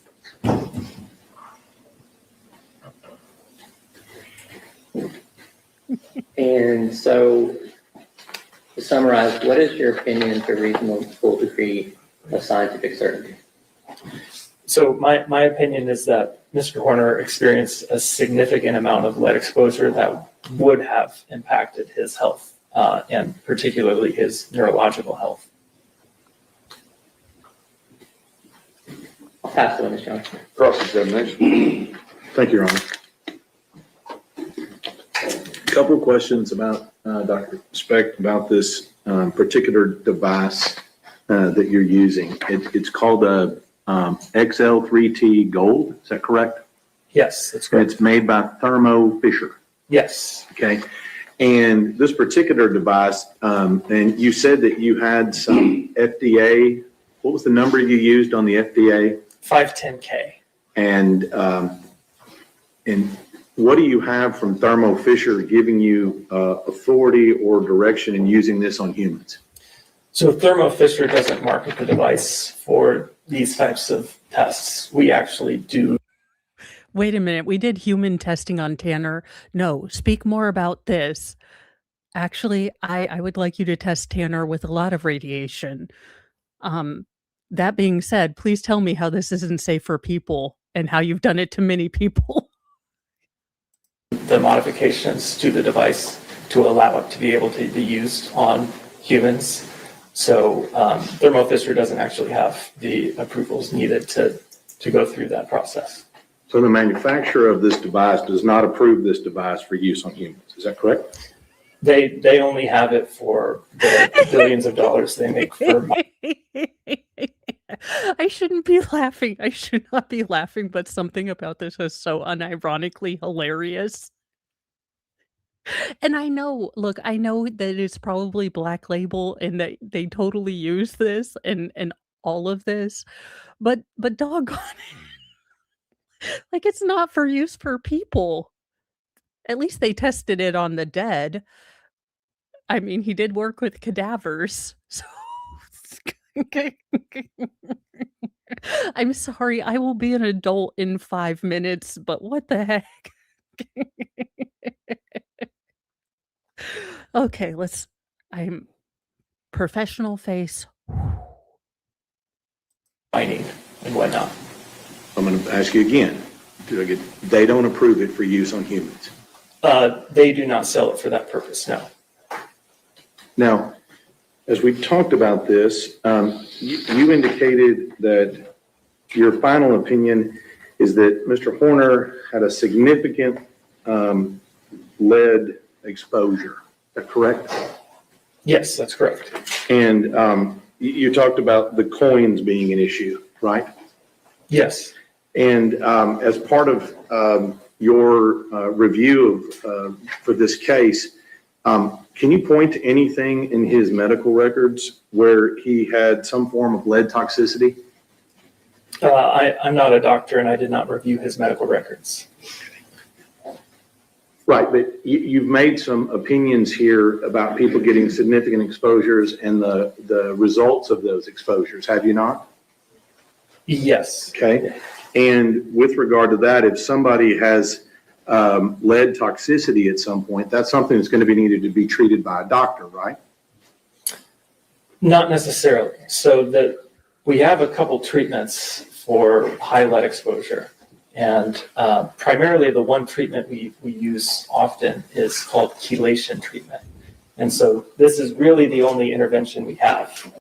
Wait, does it involve putting various sets of keys into the defendant? Look, I bet, all of us now have those little push button starters, which I still think is the work of the devil. Because if you can't tell when the car is on or off, I still think it's a trick. That's more of a me thing, though. But imagine we could put all of our extra keys that we no longer need to use right into Tanner. I am A-okay with this. When it comes to high levels of exposure. And so chelation essentially would go into the blood and it would pull out any amount of metals, just general metals though, it's not just lead. So they only use it in cases where there's really high exposures. But again, that focuses primarily on the blood.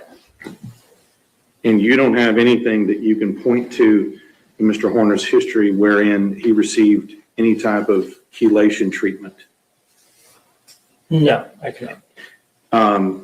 And you would have said that at some point he received I'm going to make a presumption here, you help me with this, a pretty high dose of lead at some point in his childhood, is that right?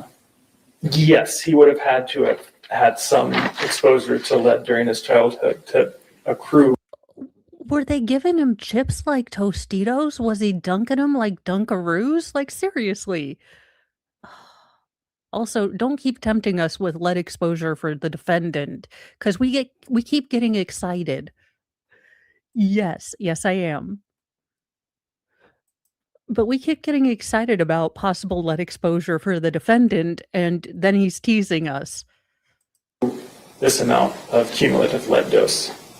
Now, you said some exposure. Now, I'm looking at your numbers here, and at 24 times higher, that doesn't seem to me to be just some exposure. That seems to be a pretty massive exposure. Yes, that would be a pretty massive exposure. And I know you're not a medical doctor, but a massive exposure like that, is that potentially lethal? If it was all at once, it could be, but the lethality associated with blood lead levels varies quite a lot by individual. So I've reviewed some cases before where individuals have had blood lead levels of greater than 100 micrograms per deciliter, and they still haven't passed away yet. What areas of China did you get those numbers from, sir? Or are you not allowed to say because you still want to be able to go to China? Just speculating. So these numbers that we're talking about here, you said that his level is 12.1 micrograms, and what it should be is 0.5 micrograms. Is that right? Yes, that's correct. And that's where you get that 24 times or 2,400% number. Yes. Right. So one of my questions to you is at that level, how is it that Mr. Horner is still walking around and not having some effect from that? How is that possible? Well, I'm not claiming that he doesn't have any effect from it. He does have an effect from it. But at that level, at that massive a level that we're talking about, how is he still alive? So there's levels, there's scales to the amount of exposure needed. The dose is what's really dependent, and when the dose happened over time. Again, the lead is going to come into the body and it's going to have some irreversible impacts, but the lethality of it is really dependent on how fast that happens. Okay. And you said something about you tested a bunch of people in Flint that had a water crisis. Mm-hmm. Yes. Is that right? Yes. Were they as high as Mr. Horner at 12.1, or were they lower as an average? I don't have the numbers right in front of me, but on average, they were lower. Okay. So the people in Flint who drank from all that contaminated water for, I would assume 30, 40, 50 years, is that right? Potentially? No, the Flint water crisis was they did have lead pipes, but they swapped the water source, and that led to a huge amount of leaching of lead into their water system. Right, and these people were exposed to it for a fairly long period of time, were they not? Not that long, not 30 years or 10. Wait a minute. So are you saying that the Flint water crisis was trumped up? Because I didn't. Oh, good Lord. I get where the state's going with this. And I think the expert knows where the state is going with this. So he's being a little, he's being a little, playing with the lawyer, but. Years or even 5 years in some cases. But their levels were lower than Mr. Horner's. Yes. Now, what I'm trying to figure out here a little bit is you said something about, and I'm not a scientist, I'm going to have you help me here. Yeah. Is that he had a total lead amount of 33,650 micrograms in his body. Yes. I want to talk about that number. Okay. You're telling me that there is that many micrograms physically located in his body? Yes, integrated into his bone. Okay, so let me just put this on a scale and ask you, 33,650 micrograms. I'm not a scientist. Is that a I mean, I'm just looking at something here. Is that a cupful? No. Okay. And in fact, do you know the conversion to grams? How many grams that would be in his system? 0.03. 0.03365? It'd be 33,000 times 1 to the minus 6. So, yeah. I'm gonna trust you on that.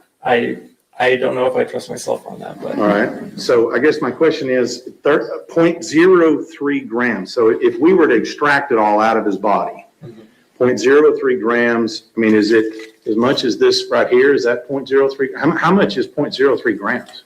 it doesn't seem like very much. But again, this is something, I'm getting chicken nuggets. Mr. Mo passed his exam, so that's great. And he's like, I'm also stopping to get food. Would you like food? And I was like, chicken nuggets. ingest a lot of it, and maybe a lot of it's going to pass through our body. But this is stuff that's actually been incorporated into our body. And so it doesn't take all that much to cause harm. And in terms of the toxicology of this, we know, so this was actually just the bone content. But the bone content, you're not super worried about the bone content. In toxicological studies, we have shown that the bone is a good corollary for what is actually in the brain as well. So we can use this as a determining factor. Okay, well then his brain was exposed to this amount over some amount of time as well. And that's more impactful. Right. I'm just trying to figure this out. I'm trying to figure out how much is it. I mean, 0.03 grams, is that like a BB? Is that what we're talking about? That's the total amount? It could be on the same order, yeah. Okay, so something, we're talking in the entirety of his whole body, something like this. Yes, but it's actually incorporated into his body. And again, it's 24 times higher than what. And this would all be fascinating if you told me what the neurological effects of lead were. If you had studies that said, oh, this much exposure to lead means this much exposure to felonies, then I would understand. But now you're just telling me that he cumulatively has what essentially is a baby's worth of lead.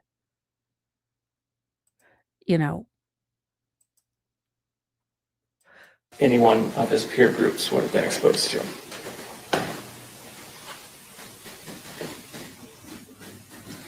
That's what Mr. Ron. Recorrect. Briefly. So you mentioned before that, I guess, the CDC, the EPA, the Department of War, Duke, Johns Hopkins, I think you said the Medical College of South Carolina, Duke University, a bunch of places do use this portable device to detect bone lead in here. Yes. Yeah. Okay. And you talked before about other experts relying on your findings. I assume those experts are relying on those findings because lead did have an effect on the person. Yes, exactly. And we're talking about a BB, I guess that's the size of a pill too, and those can have effects on people. Yeah, exactly. Mr. State. Yes. One last question here. You talked about the normal test that a doctor would do would be a blood test. And you said that goes out of their system in how long?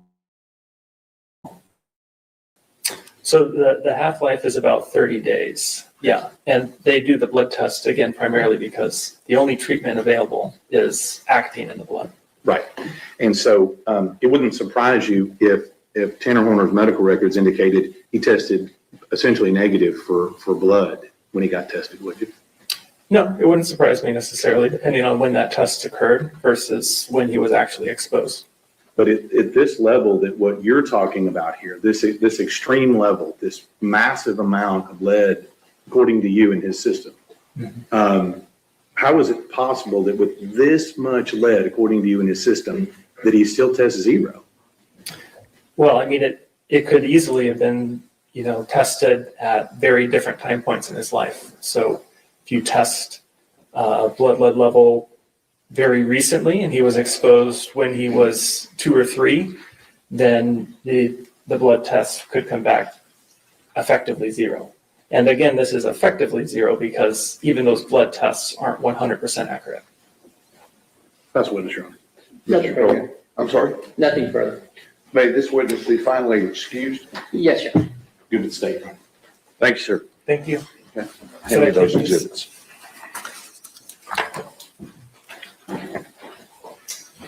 Okay, we're gonna get lunch on the way for you, okay?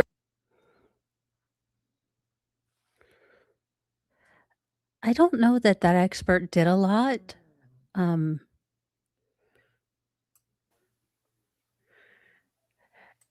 Again, unless there was a part outside of our presence where he went into the effects of the lead paint and what they actually do neurologically, all we know is that Tanner was exposed to lead paint. Here to give some historical background information. Yes. Now, Mr. Weeks, you said that you were living in Texas at one point. When were you living in Texas? From approximately, I lived there for about 25 years. So that was approximately 1982 until about 2004. When you were living in Texas, well, let me back up. You had said that you were a licensed therapist. What does that mean? In Texas, my license is a licensed professional counselor. I'm licensed in Texas now. In Ohio, a licensed professional clinical counselor is somebody who is licensed by the state to provide therapeutic services to people. When you were living in Texas, did you have the opportunity to work at a place called First Choice? Yes. Please tell the jury what First Choice is. First Choice was located, I don't think they're there anymore, on East Hemphill Street in Fort Worth, Texas, near downtown. There, we provided services to families affected primarily by drug and alcohol abuse. Commonly, dual diagnosis was present, meaning there was both drug use of some sort as well as a mental health disorder such as maybe depression. Our program specifically was residential and families were there, so it was common for the women, I can't remember there ever being any men that were the primary clients there, would be there with their children. How did you get involved with First Choice? After a therapist is licensed, or in this case, I wasn't yet licensed, they have internships in which they work and they can add to their classroom knowledge with clinical real world experience working in a facility like this. So from what I'm gathering from this witness, he was either a licensed counselor that worked at a First Step or First Choice, so an early intervention kind of organization that works with young children when maybe usually when DCYF or if a doctor, because we do have a program somewhat like that here in Indiana. Now, First Steps in Indiana is more for children with identified maybe occupational therapy or speech pathology needs. That being said, I think that's kind of what this is as well. And it seems like they had to get him on Zoom. When were you with First Choice? The early part of 1999, approximately February to August of 1999. And Mr. Weeks, I want to ask you a little bit about the intake process at First Choice. Do you recall what kind of information was obtained from the clients when they entered First Choice? I don't have any knowledge of that directly from working there. The work I did was as a therapist, usually working just with the children, well, I guess also with the parents as well. I didn't do intakes. That's typically done by somebody else. what type of information would be normally taken during the intake process that you would rely upon in order to provide your treatment and develop a treatment plan? There's a history taken when an intake is completed. We're going to ask for any drug history, difficulty with law, if there's any law involvement, if the person has any previous diagnoses, if they have any other non-mental health issues, such as they have a medical diagnosis. There'll be information taken about their education, their finances. It's really meant to be quite comprehensive. So the intake is meant to gather a lot of that information to bring the clinician up to speed regarding the individual. Why is that important? The background information is critical, and that can help to inform the treatment that's needed. For example, I'm in first choice because we primarily worked with individuals that are struggling with addiction issues.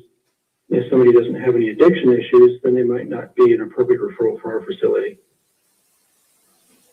Mr. Weeks, as a licensed counselor, how do you create a treatment plan for a client? We identify the primary diagnoses, then work with the client to identify what are the areas in which they want to address. So if they're particularly interested in addressing some issues, then we'll center the treatment plan there. But we may also, at a treatment facility like this, expand out to other areas to help with employment, for example, if they need assistance with finances. Social workers or case managers will work on that, whereas the clinician will primarily work on the mental health issues. Now, you talked about dual diagnoses. How common is it for one of the clients at First Choice to have a dual diagnosis? So I don't remember. I worked there. So we're saying the defendant has a history of substance abuse? No, actually, in this particular context, I think that they would be discussing the defendant's parents' substance abuse, because if I'm understanding this witness correctly, he was at this particular program when the defendant was young, and he was referred to this program because both of his parents were struggling with addiction. Just 26 years or so ago, but it would be shocking if individuals there, our clients at that time, didn't have also a mental health issue in their background. It's ubiquitous. What about trauma? Almost always. There's trauma with individuals that have addiction issues, but I don't have a specific recollection of clients I worked with there. I don't have those records anymore. We talked a little bit about trauma, but can you explain to the jury what the cycle of trauma is? Trauma may manifest later on in somebody. Hang on just a minute. I'm sorry. I'm going to object at this point. We're delving off into what appears to be expert and recommendations and testifying from his professional capacity as to what cycle of trauma and all this other stuff is. Sustain. Get him, State. Mr. Weeks, let's talk about the facility itself. What was First Choice like? Did they have, you mentioned, like maybe I'm sorry. You mentioned that they had a residential facility. Were patients or clients allowed to bring their children? Okay, we are going to address how quickly Thor moved. You will only see my cats move that quickly when they realize someone is in the kitchen and may give them food. So Thor is off to investigate what middle daughter is making for lunch. They were. How was that accommodated at the facility? You know, as I'm thinking back, trying to remember, it seemed like there were small apartments, maybe even rooms. Apartments might be, you know, like small hotel suites, so to speak, that were there. And there would be, maybe we'd have 10 or 20 families there at a time. And then we had the main building in which we did some of the groups and other therapeutic services. You said that these residents would be allowed to bring their families and their children. Did First Choice also provide services to the children of their residents? Yes, that's primarily the work that I did.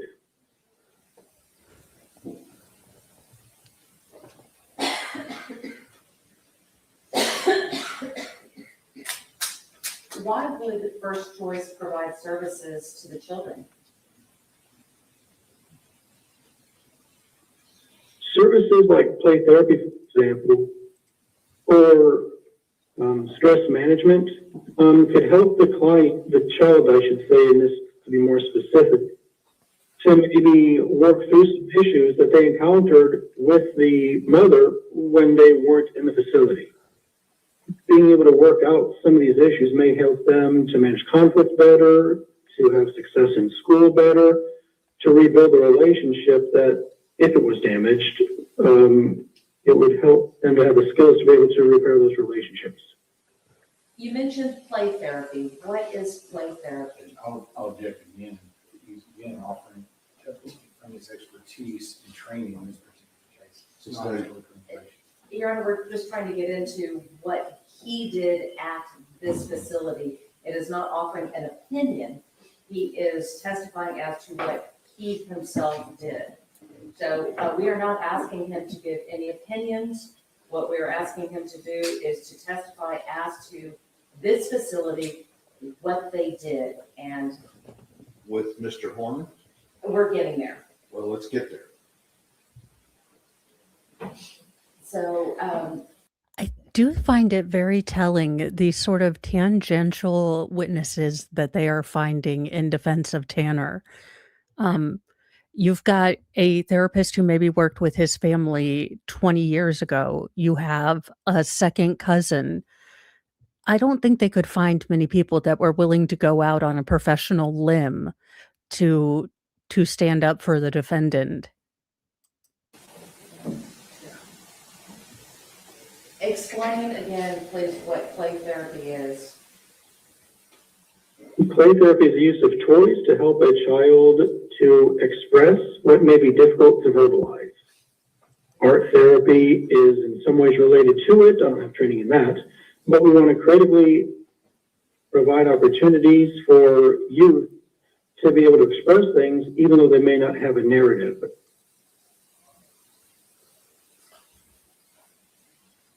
Do you recall, and I know it's been 26 years ago, but do you recall the family consisting of Mr. Horner and his mother? Yes. How do you recall them? That's been 26 years. Was there something special about them that made you remember?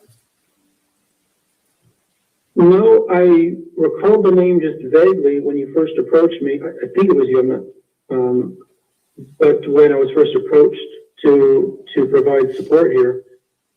But then when a picture showed to me, I clearly remembered, yes, that's Melissa and that's Tanner. Well, I didn't recognize Tanner at all. I knew him, maybe he was 6, 8, I'm not sure his age at that time. But I remember the mother. Now, what were your initial impressions of them as a family?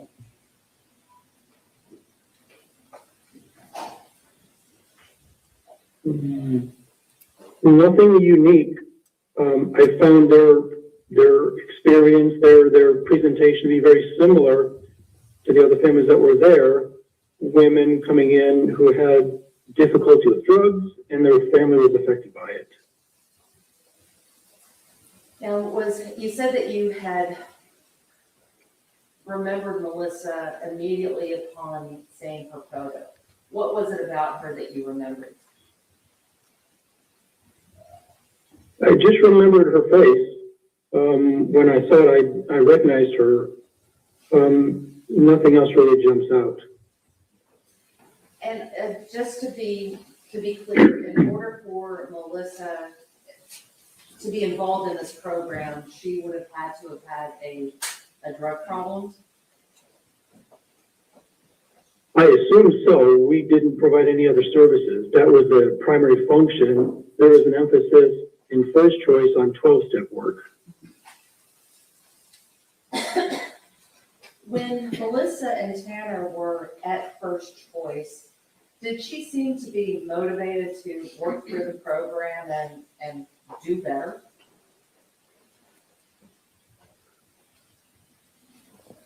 I can't really recall anything specifically about her motivation level. My primary work was in play therapy with him. I assume, although I don't recall specific sessions, that I would have just minimal contact with her. Well, Mr. Weeks, let's talk about your work with Tanner. You said that when you looked at the photo, you remembered the mother, but you didn't remember her son, just by looking at the photo. But after reviewing the records and whatnot, were you able to confirm that you did work with Tanner? I don't have those records anymore, and I'm sure I did. I assume I did, but it's a good question. I can't say for certain that I provided services to them. Well, you had said earlier that you had provided services to Melissa and her son. Stay asked and answered. He doesn't remember. He doesn't recall. He doesn't have access to his clinical notes. There is no reason to have this man as a witness. All he can attest to is that the mother was dealing with an addiction. So that can tie back in, but you're not going to get anything of specificity here. Let it go. Let it go. Let it go. When Melissa was there with her son, do you recall Tanner acting out or having any temper tantrums while at the residence?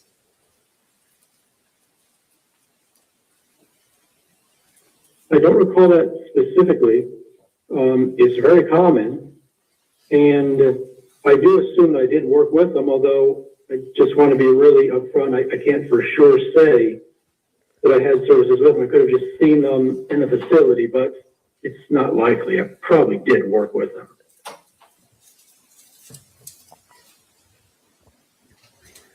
Well, you know what they say, almost is great for grenades and, well, lawn darts and therapy.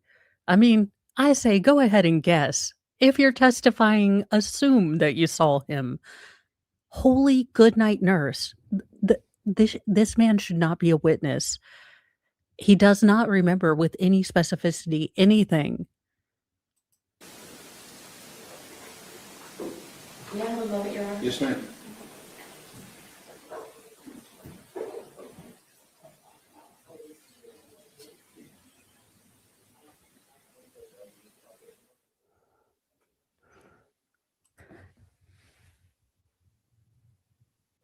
Mr. Weeks, can you hear me here? Yes. And Mr. Weeks, this place where you worked, it seems to me that you really don't have any real recollection other than remembering Melissa's face about what you did or didn't do with them in this case. Is that correct?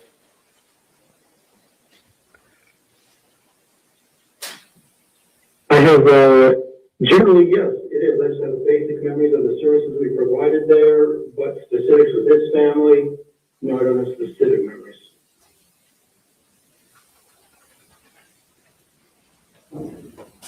Thank you, sir, for what you do and taking care of people in this capacity. Ms. Anderson, redirect. Just one question, Your Honor. Mr. Weeks, in order to be admitted to First Choice with her son, would Melissa have had to have a drug issue? Almost certainly. I didn't do the intake, but it's just not what we do. We treat people specifically with drug problems at that facility. Thank you. Mr. Taylor, no further. May the witness be excused? Yes, Your Honor. Okay. Mr. Weeks, thank you very much. We appreciate you taking your time. Thank you. Goodbye. Uh-huh. Okay. We might actually get into today. Okay.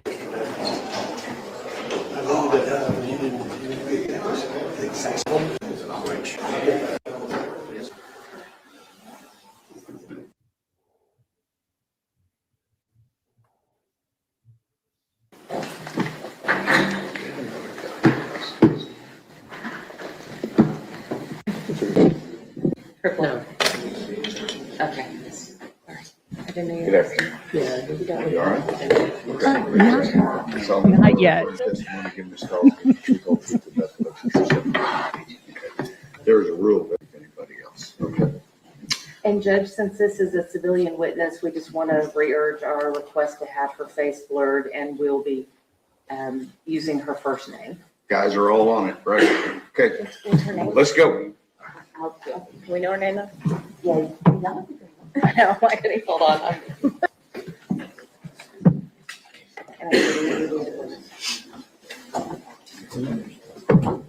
Oh, and thank you, Granny Smith. Sorry, I don't have my Cash App up like I usually do because Mr. Mo was telling me to stay off as many tablets as I can, or not tablets, pages. So thank you very much.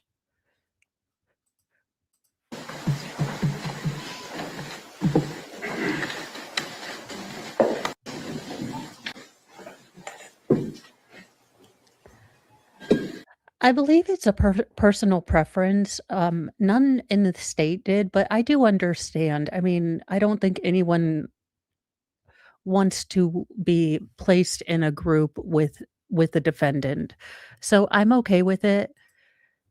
And I am glad that they're not doing the chest focus. The Uvalde was incredibly hard to have when they were blurring the face, having focus on the chesticular region. So I'll take the blurred over the chest anytime.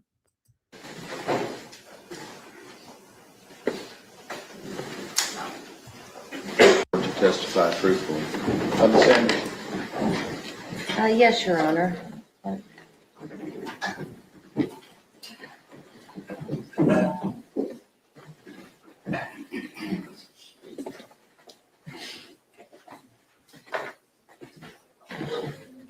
Good afternoon, Mary. How are you doing?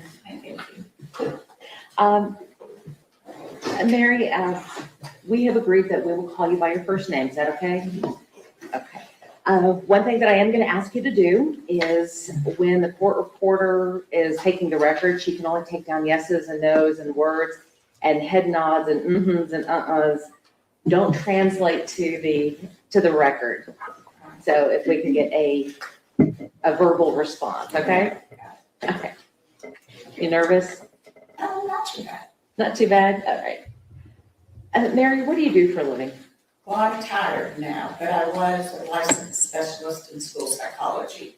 To be lots of words, but LSSPs in the schools.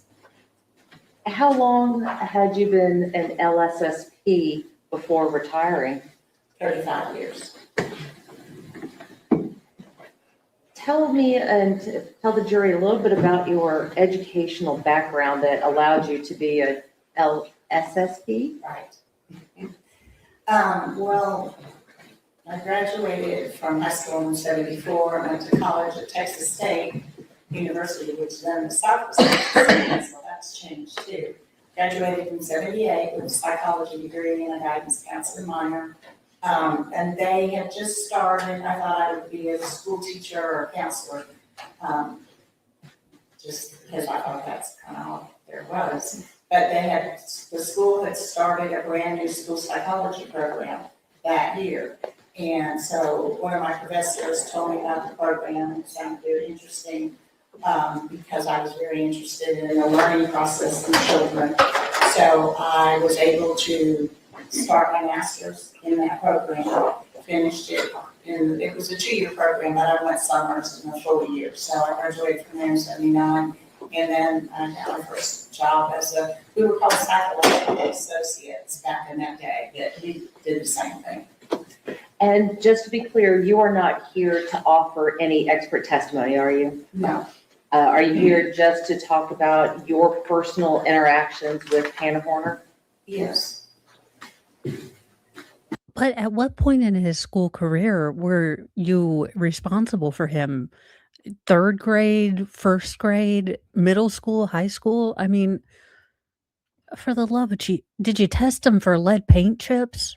Did you give him the lead paint chips? After you graduated, where did you go to work?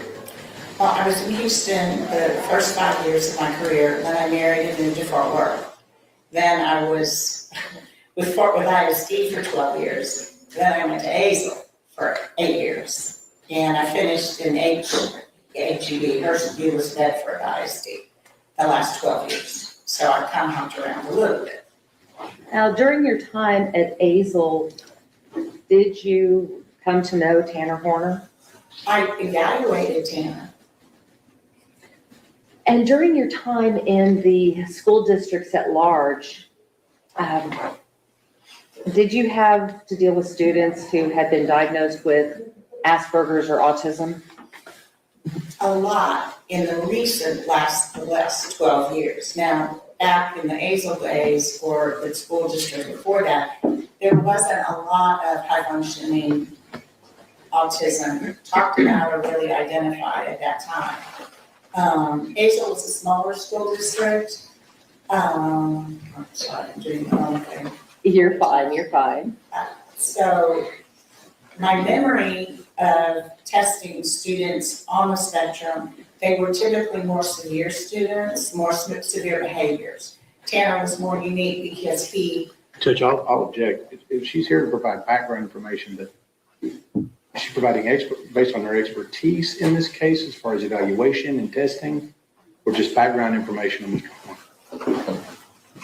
Horner? Your Honor, because of her expertise and in her background, let's try this again. Because of her expertise, we will be asking her about the. Yes, but did she bring the documentation? I am sure that the testing protocols have changed since the year she's retired. Again, if they brought her in to talk about her personal experiences with the defendant, and now they're trying to bring in, different testing apparatchiks and matrices, the defense has been so slimy. Again, they had 3 days to Daubert hearing all of these witnesses so that the state would know exactly what they were going to get into. And that's why you're seeing the state stand up and object, because they're going into things that they did not talk about in the Daubert hearings. And that's why the judge is shutting it down. The services that she provided for Mr. Horner. That's expert testimony based upon her training and experience and offering it as an expert in this case and her opinions as far as evaluating and testing him and anything else. She's not designated as an expert. I'll let her testify as to what services she provided, but she's not to render an opinion as to anything. No, Your Honor, she is not going to be rendering any opinions. However, what she will be testifying to is what her knowledge was in the service plans and the treatment plans based upon specific diagnoses.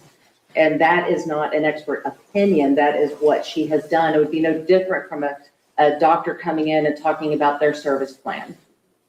It's still expert testimony, Your Honor. I'm gonna let Absolutely. That's why doctors are usually go through their CV. We saw this in the Koenig case. Even our ER doctor had to go through because they put him in as an expert of emergency room medicine and diagnostics. They have to present her or proffer her as an expert if they want to talk about anything that she did in her professional career. So this is really sneaky. The defense tried to get her in as a civilian witness and then bring in all of this expert testimony on the sly. I don't like it when the state does it. I don't like it when the defense does it, especially in service to the defendant. her do it. Go ahead. You said that when you first started with the schools, you didn't see a lot of high functioning. What do you mean by high functioning? Well, high-functioning autism, people typically that are on the spectrum and on that end of the spectrum have language. Whether it's functional, how functional it is or not is a big piece of it. They typically look like neurotypical people do, people that don't seem to have disabilities of any type. So you might not notice them or pick them out as looking different. When you first started back in Azle, did you have much experience with autism?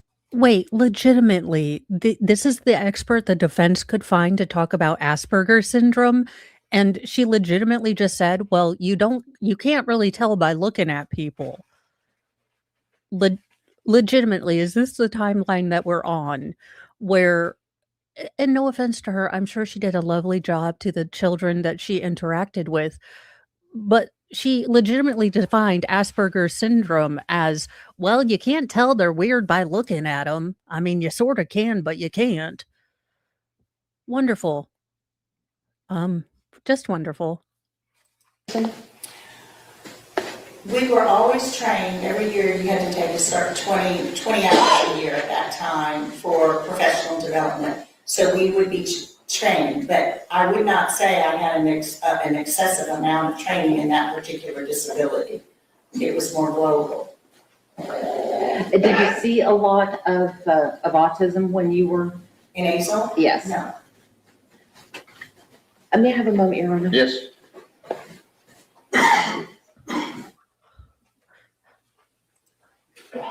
Well, unbalanced. At least I know you celebrated St. George's Day well.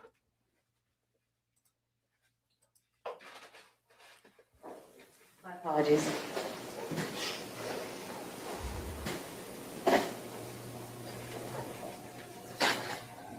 When you were working in the schools, would you review records in order to make a determination on what kind of treatment plan to have for a particular student?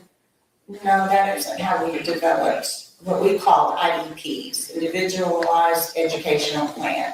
We would review records before our assessment, so we had some basic information about a particular student. Okay, so tell me about that. What type of records and what type of information would you look for to develop an IEP? Okay, the IEP is kind of at the end, when all the evaluators would come together and they would write their report and put it into a document. Then the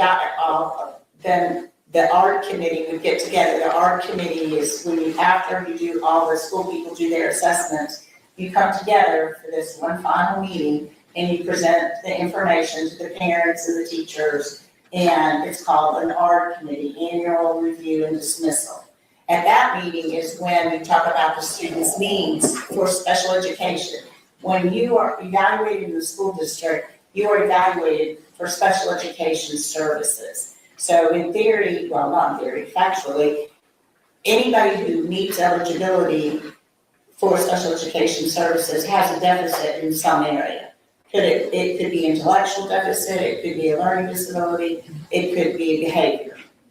Did I answer that? So in the art meeting, we then talk about the deficits that the student has and what were some of the accommodations and modifications we could provide in the school to help them improve whatever their deficit areas were. Okay, so when you're dealing with students. Yeah, and JKD Buck, I was just going to say that all of my boy children have had IEPs and some of my girl children.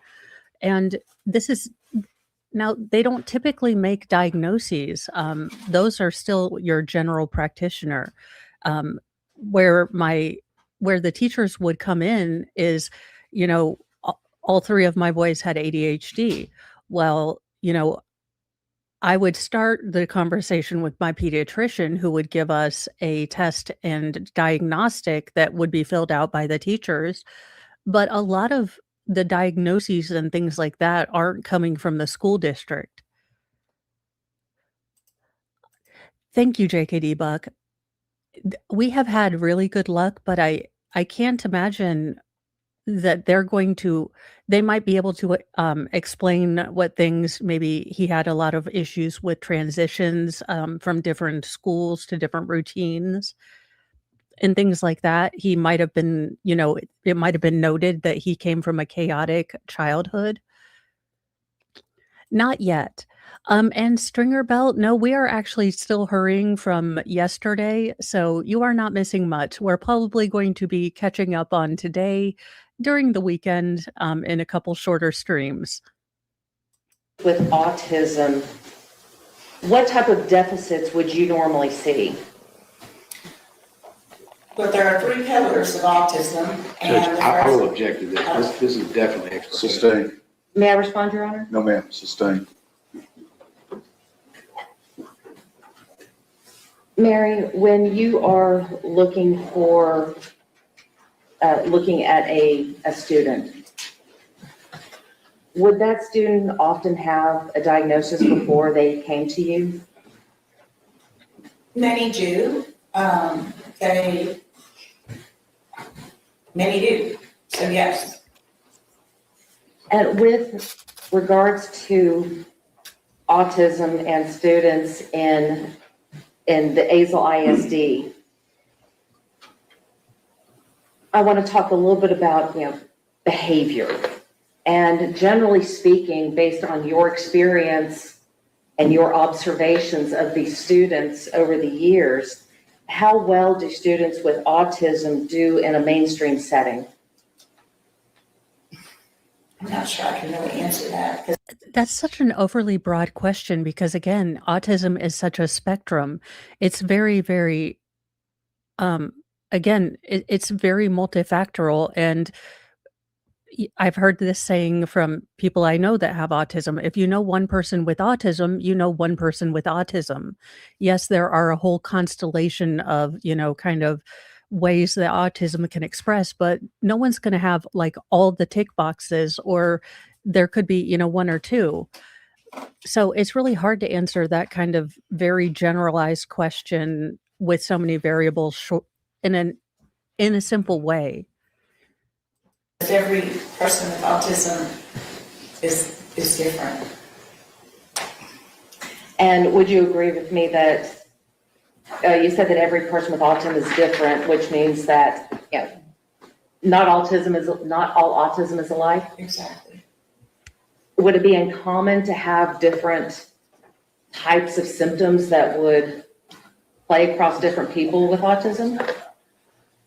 I would say there are similar symptoms, but again, the behaviors or the deficit areas are worse in some and better in others. So it depends upon how the autism manifests itself.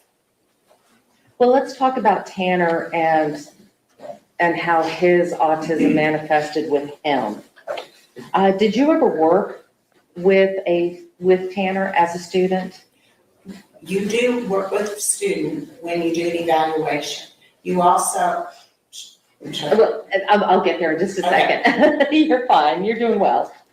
Which school were you working at the time you met Tanner? in Azle ISD, we would go to various schools, wherever the assessment need was. So I would go to the elementary school. I don't know if he was in elementary school when I first evaluated him, or if he was in the junior high or even high school. I don't remember that. I'm not sure about the years.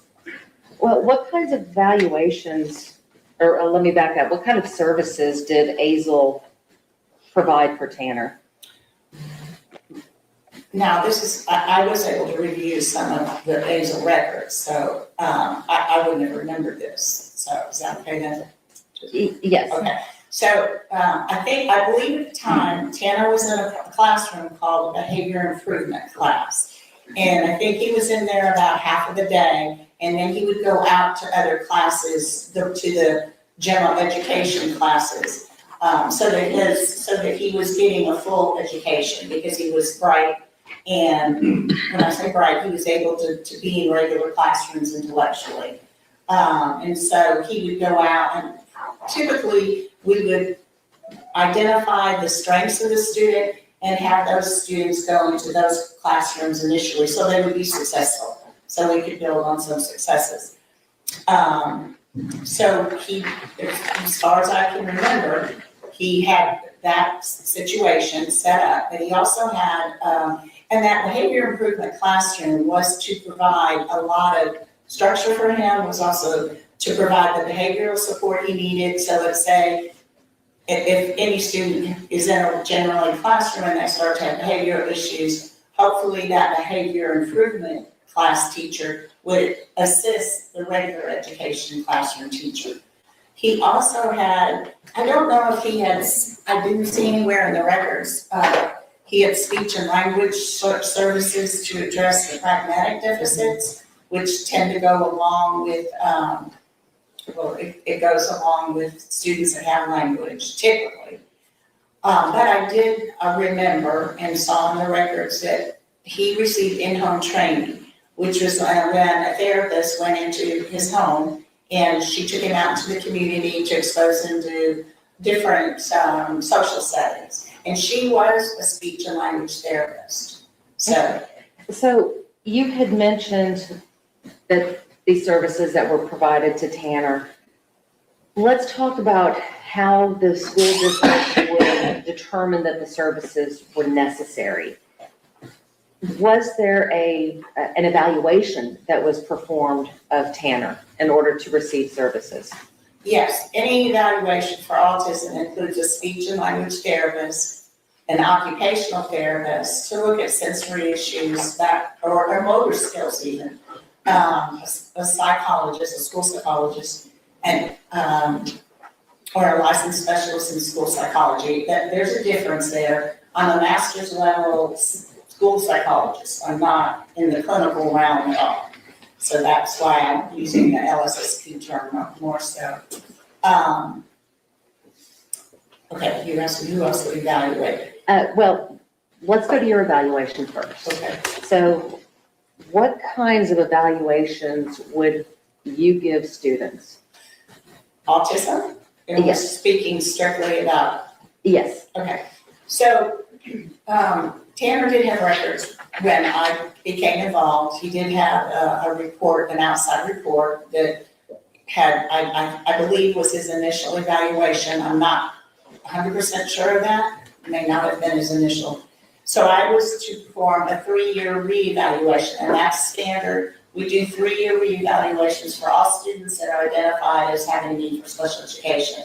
It's so in theory, like if a child has a learning disability, they get a 3-year reevaluation because the hope and the goal is that the student's deficit disability would be cut closer to his intellectual ability, so then he wouldn't have the need for special education services.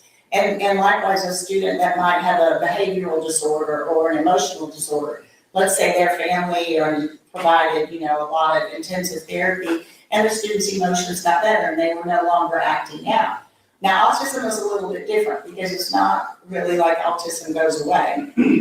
So you would still have your basic team reevaluate, your speech pathologist, your occupational therapist, and your LSSP. Okay.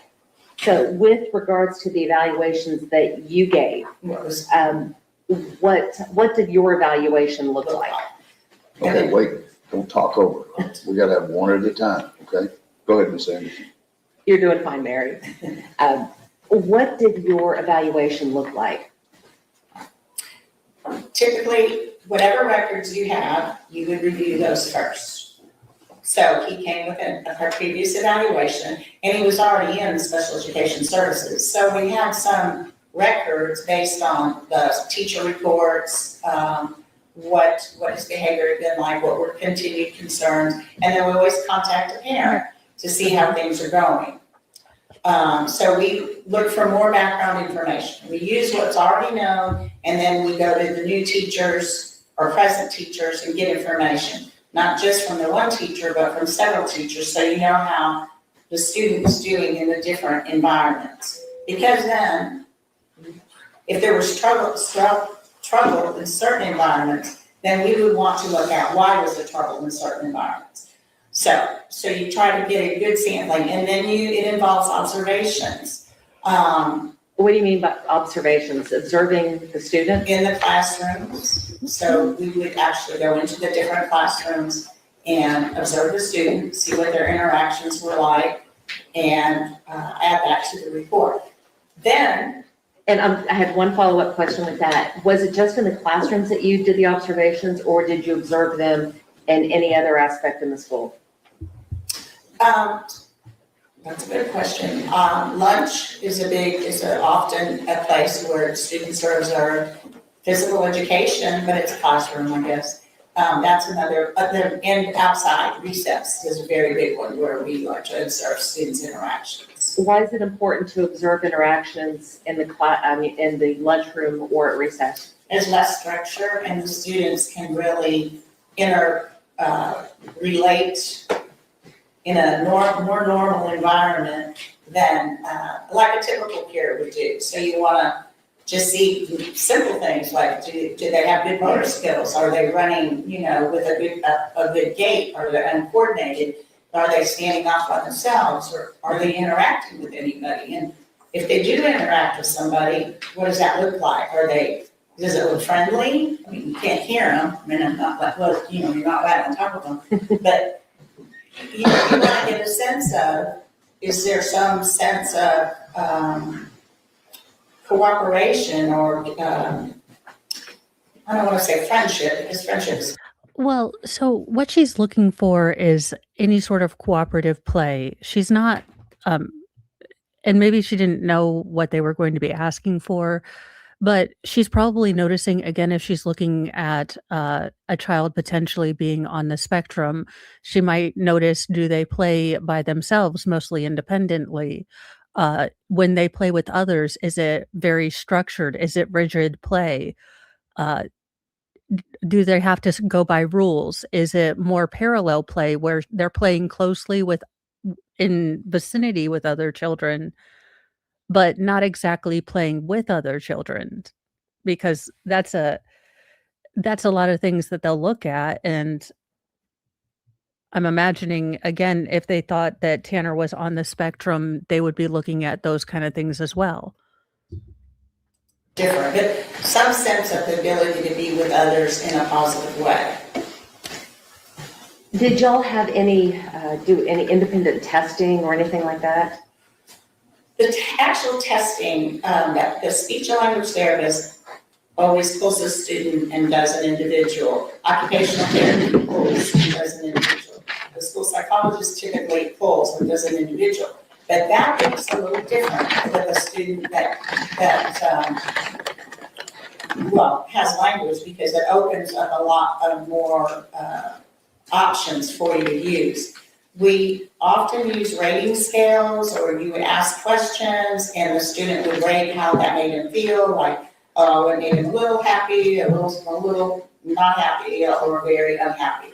And those kinds of things. And we would use things called incomplete sentence stems, where you read the first part of a sentence and then you have them fill it in with their words, so that we could kind of get a sense of kind of what's on the top of their memories or their brain, or how they look at the world and how they're relating to it through their answers. So, and with regards to the all of these evaluations, do you ever have any one-on-one with the student and discuss their behavioral issues with them? Sometimes, you don't always, in my position, sometimes I would, but not always. It depends, again, what you're looking for, what you're trying to elicit or get a clearer understanding of. There are a couple of very standardized assessment tools that we use also for autism. One is called the ADOS. I do not use that with Tanner. I was not trained at the time to use the ADOS. Did you have any other testing that you did with Tanner? I did all verbal. It was all of the verbal interview formats, besides the interviewing of teachers, parents. or grandmother, it was the grandmother I interviewed, and doing the observations. So it sounds like this is a pretty intense evaluation. It's not just, a couple hours here and you're done. Sounds like it takes a long time to actually do a complete evaluation. It does. Typically speaking, how long does it take to finish this evaluation? That's a really good question, but you really can't answer it. Some that are pretty easy can take, oh wow, haven't thought of that in a long time. 10 hours versus 30 hours. I mean, it just really varies. Mary, I want to talk to you now specifically about Tanner. What kind of evaluation were you doing for Tanner? I was providing a 3-year reevaluation looking specifically at autism. Are these 3-year reviews different from the initial assessments? They may be a little less comprehensive. Would you still have had the one-on-one time with him? Yes, Would you still have used the question and answers that you talked about? yes, Would you still have done the student observation? yes. Would you still have spoken with any of the collateral witnesses? Collateral witnesses, the teachers and the grandparents, yes. Yes. And I use the term collateral witness, so I was exactly the teachers, family members. Or even sometimes a vice principal, if the student had a lot of behavior infractions, they would spend a lot of time in the office. I would get that information as well. You said earlier that you had spoken with his grandmother. What was his grandmother like, if you can recall? I don't recall meeting her in person. We talked on the phone. I remember she was concerned. Just concerned. Did you ever have the opportunity to meet Tanner's mother? I did not. Were you able to determine at that point if there was any male role model in Tanner's life? Not that I was aware of. Now, were you able to determine whether or not Tanner was living in a stable environment? It seems so. Really? Now, in preparing for evaluations, you had mentioned that evaluators are able to review records.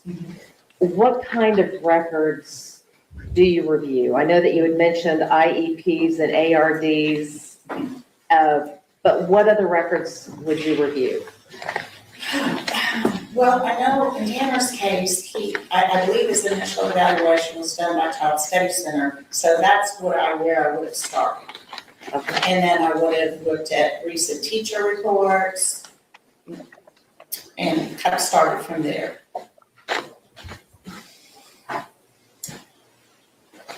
Your Honor, may I approach the witness? Yes.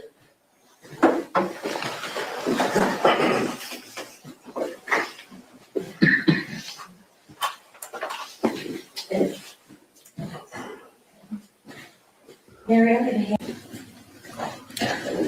to ask you a few questions for those. Okay, so do I look at that? Oh, I'll direct you to the page when I get there. Okay. And you're good.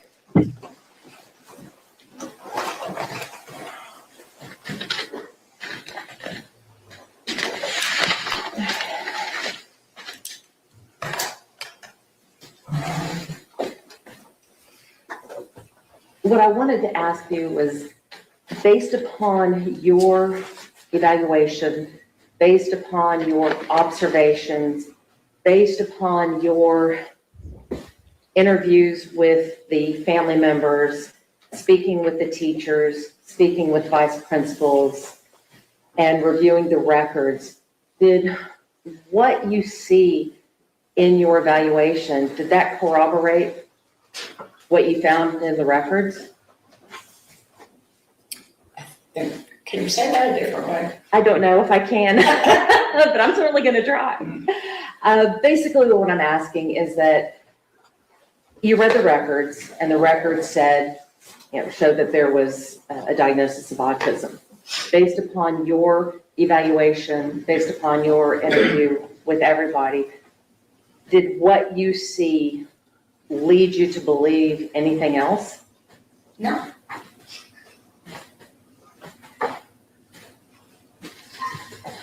Okay.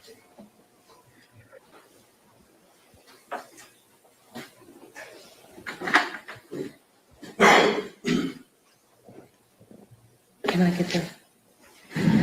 Mary, if you would please turn to page 49 of that document.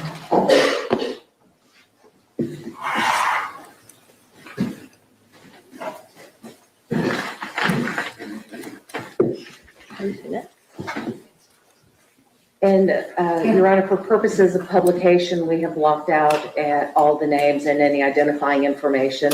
The document that Mary is looking at is not redacted. Understood. Judge, do you mind, can I borrow the course copy here? Sure. Just want to follow. Hang on, let me find it for you.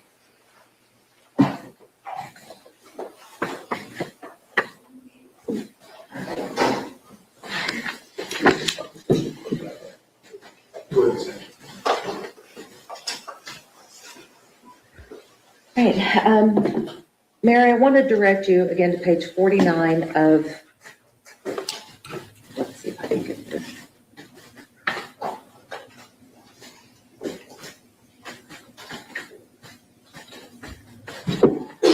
In begin. Help. Okay. This is from elementary school. Again, why are we getting elementary school things? Again, I want to understand how all of these diagnoses, if the defense is wanting this to make sense, I want to hear where these were really impacting his life right around the time of the incident. I don't want to hear about his middle school, his elementary school.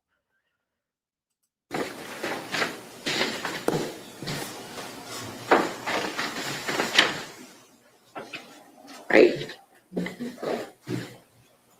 First of all, page 49. Please tell the jury what page 49 is. it's the summary page of an evaluation, What kind of evaluation? an autism, multidisciplinary autism assessment. And was this the 3-year review that you Yes. had done? This is a 3-year review. You said that it was multidisciplinary. Who did the final evaluation and who signed off on this document? Back in that day, the speech therapist, occupational therapist, and the school psychologist did their own individual assessments. Sometimes they would all three be present with each other, and sometimes they would not be. But we would always collaborate together and talk about our assessments and the consistency and what was similar, maybe what was different.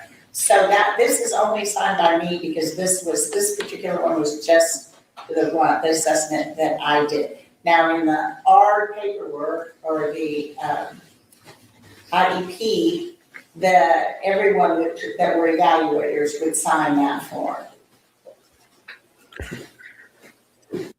Samantha Shoelover, I have a kid with an IEP and I can't see how they did all these tests and never met his mother. I believe that during his childhood, the maternal grandmother had custody, so I don't think either of his parents functioned as parents. I want to talk a little bit about the deficits that were noted in your report. You spoke about An IEP is it's basically a report that all of the sort of facilitators in the school, so usually you'll have a speech pathologist, you'll have maybe an occupational therapist, you'll have the school psychiatrist and all the teachers, and it's an individual education plan. So if your child, say, has ADHD or speech impediments, basically it's an individual look at the areas where your child needs to grow and maybe struggles with, and then usually they'll pick 1 or 2 things during a grading period or a year to really focus on to work on with the child. So yes, now Chloe's mom, we are a day behind. I should be, getting day or today current today, this weekend. Social deficits and lack of appropriate communication. What do you mean by lack of appropriate communication? So I should have been more descriptive at that time. Again, Tanner has language and he's able to communicate. What type of language was talking about was pragmatic language, or what's called social language. The ability to understand the meaning behind the words you say, and also to put them in, use contextual clues regarding the environment in which it's used in. So, so colloquialisms or sayings that we might say, like it's raining cats and dogs, a person might take it extremely literally and not think about the other meaning that we are attempting to say when we say things like that. And idioms that are higher level forms of language that are more difficult for people with autism. You had, in your report, you state that Tanner lacks empathy and has little ability to form friendships. What did you mean by that? Well, based on my memory, he did have difficulty getting along with others. But again, I can't explain why. There are many reasons for behavior. Probably I shouldn't be saying that. Is that uncommon with someone with autism? It's not uncommon, and I guess I would say it's common, and it's not so much that all people with autism don't get along with others, because some do. Sometimes it's more limited with others, sometimes it looks a little bit different. It's just, there's a difference. When we talk about empathy, what does that mean? Empathy is the ability to feel something else that someone else is going through, to understand it through their eyes. Is there a difference between empathy and sympathy? I believe there is a difference, yes. Sympathy is feeling sorry for, or empathy is. There are 2 different words. Yes, there are different meanings. That's why they are 2 different words. Why the hell are we asking obvious questions? Sorry, this would be mightism, but for the love of goodness, they're 2 different words. So yes, they have intrinsically different meanings. Otherwise, empathy would be the same word as sympathy. We wouldn't have made a different word unless you really like Wordle. I don't know. I hate these questions. They are lowering my ability to deal. Feeling those feelings within yourself and understanding them on a more comprehensive level. So when you say that someone lacks empathy, what does that look like? For in this circumstance, for Tanner and for many students on the spectrum with deficits in this area, it would just mean it was more limited. He or she would not stop to think about how his behavior might be affecting them, or he or she may not stop and understand that the way his look or his lack of a look made a person feel or do something else. Again, that connection between the way we behave or our mannerisms affect others. I don't think I answered it. I'm not really sure. Let's try it again. I thought that was a perfect answer.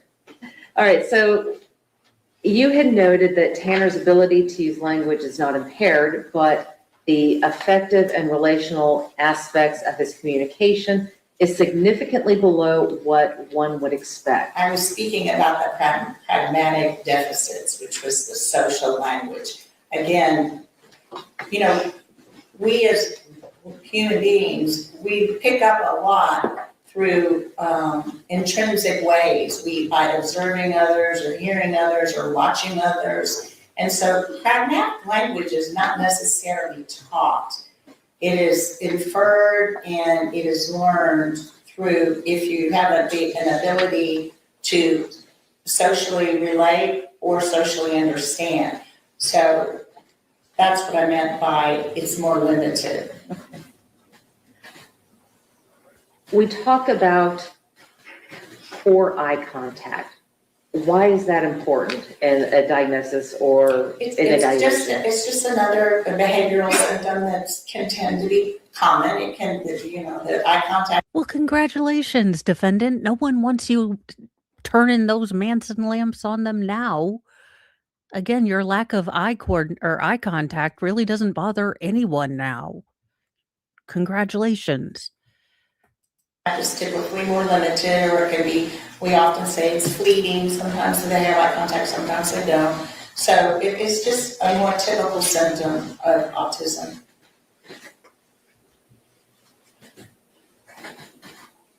You had also noted that Tanner has possibly a sensory issue, especially in the area of his own personal hygiene needs.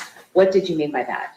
Well, I do remember that, and this is not uncommon for boys his age at the time, but his grandmother, I think, was concerned about he didn't really want to take showers, or he wasn't maybe using deodorant. I don't remember exactly, but again, that's can happen to many.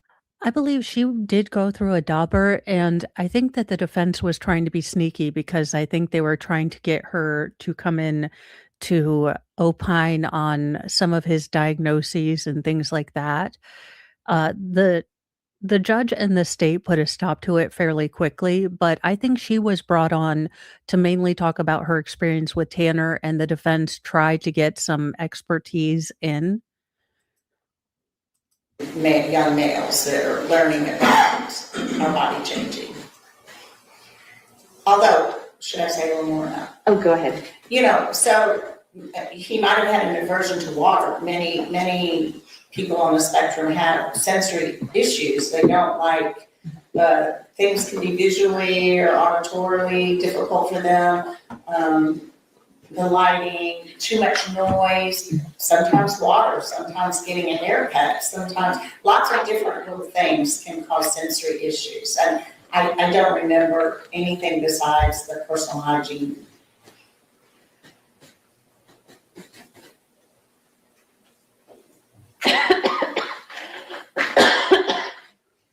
You note that Tanner is very rigid about change. What did you mean by that? Again, that's a fairly common symptom. I wish I had put more explanation about that, but transition, changing from even classroom to classroom, or maybe from doing a preferred activity to a non-preferred activity. In schools, that happens a lot because teachers are constantly having to change whatever they're trying to teach at the moment.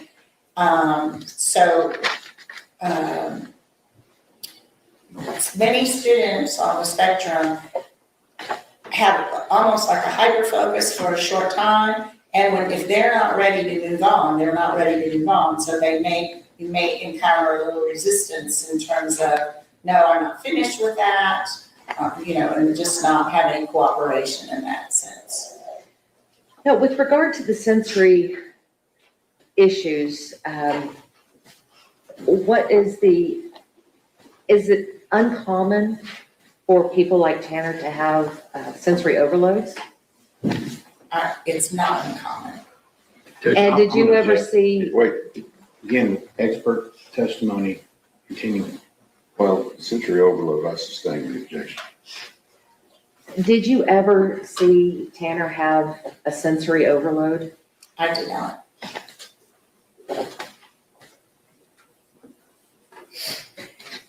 Now, based upon your evaluation,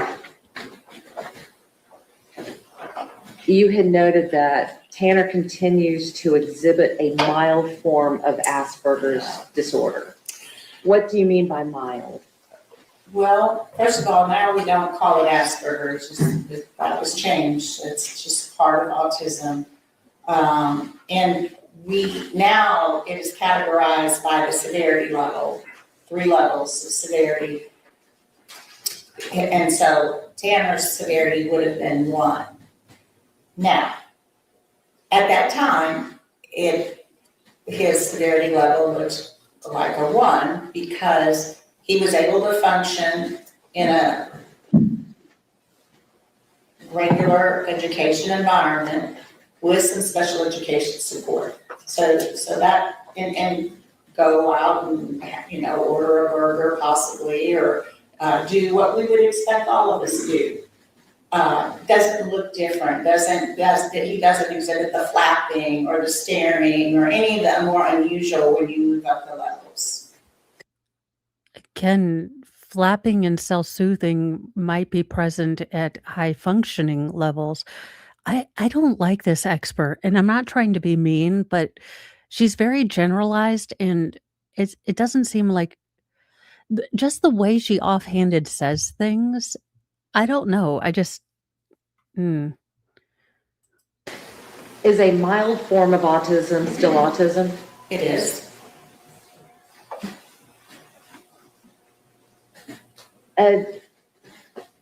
To your knowledge, do the school districts still use the terms mild, moderate, and No. what do they use now? If they address it at all, they talk about the levels, I believe. I've been retired 5 years, but. And reflecting upon your notes and in preparation for everything this week, again, did you have a chance to look at all the records? Yes. Now, based upon your review of the records, how confident do you feel about the treatment plan that you had recommended for Tanner? For that time, I think Tanner had a very good treatment plan. That's all my recollection. He was not someone I heard of a lot, or maybe not often at all. In a smaller district like that, being in my position, I would hear of students that were struggling more. So not that doesn't mean he didn't struggle, but he was in an environment where you would expect there would be some struggling, and it was to be dealt with on that level.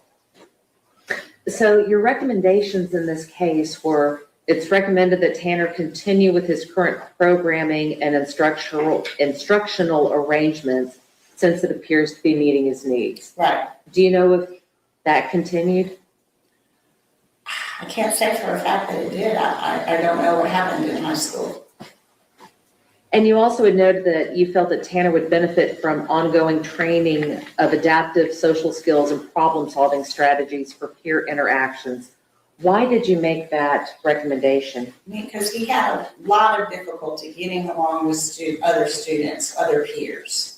He was better with adults, although there was some argumentativeness. But again, that was more in the classroom when he was dealing with probably doing things he didn't really want to do.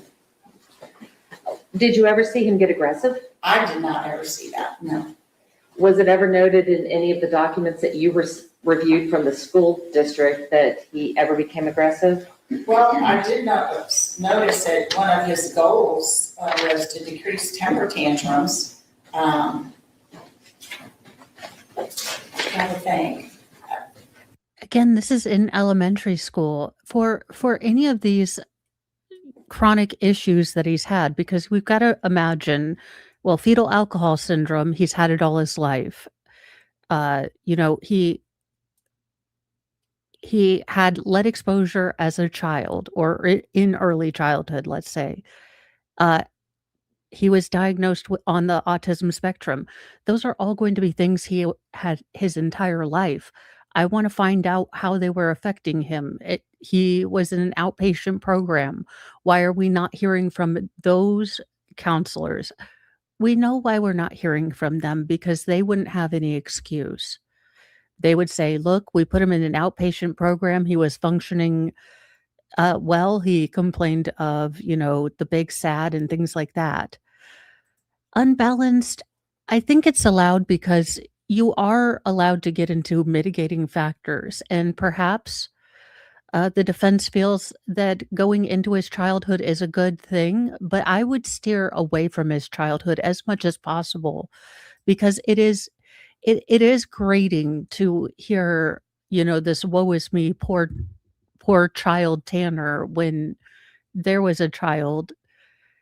There is occupational therapy, yes, in that plan, but it just none of this is moving anything for me. Maybe, but the defense only needs to convince one juror. There might have been something said about decreased aggression, but it wasn't clearly defined what that looked like. Now, you had mentioned overload and you just mentioned tantrums. Based upon your observations, can those look the same? Overload and tantrums look the same? Can one lead to the other? Possible. I'm not sure I think probably every person with autism handles it in their own unique ways. Again, one size doesn't fit all with autism, One does size it? does not fit all. One of the things that was also recommended was psychological assessment, looking at the emotional deficits. Why would you recommend? Yes, we can do a puppy kitten break because holy goodness, the vagaries. I don't mind. Look, I get that the softer sciences are going to be more vague, but it's the vagaries and the lack of nuance that really irritates me. And a psychological. Wrong button.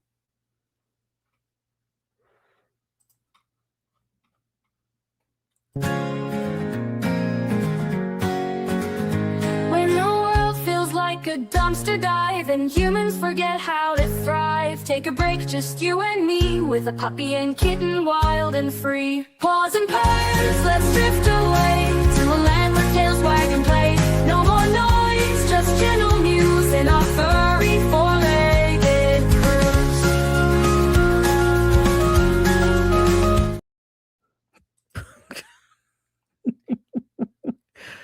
Oh, good night. Let's get back into vague. Oh, for the Assessment.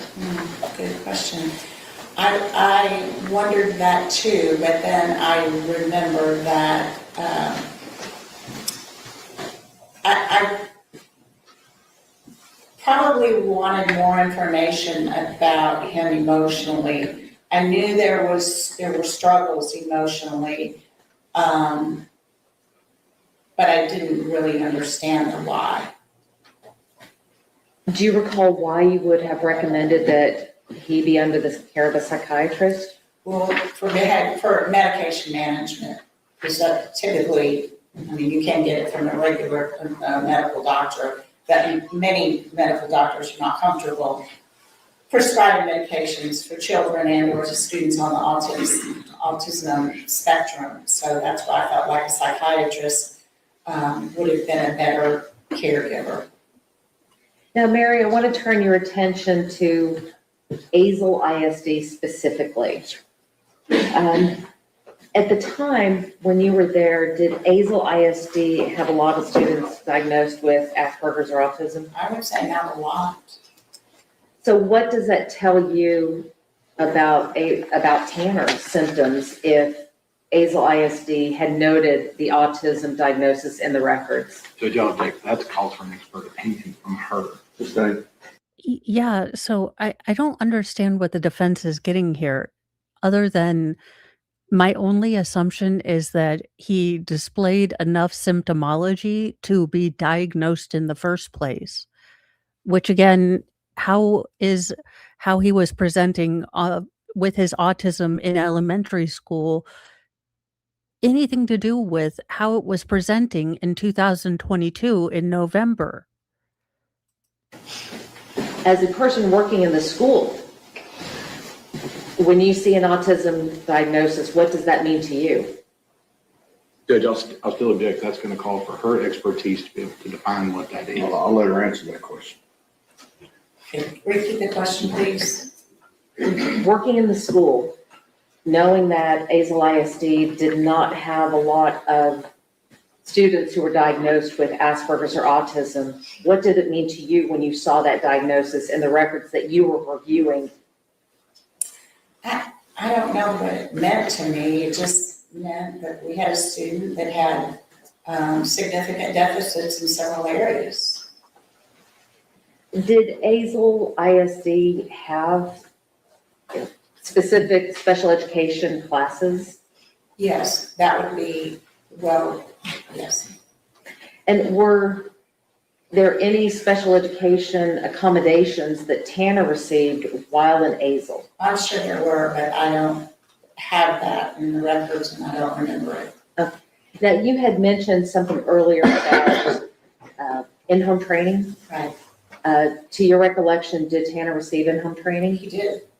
You also had mentioned, and I think I have this right, the behavioral classroom? Behavior, we call it then, we call something different. Behavior improvement class. Is that what they refer to as BIC? Yes. Okay. What is BIC? Well, what does that look like? Sorry, let me see. It is a more restricted environment for a student.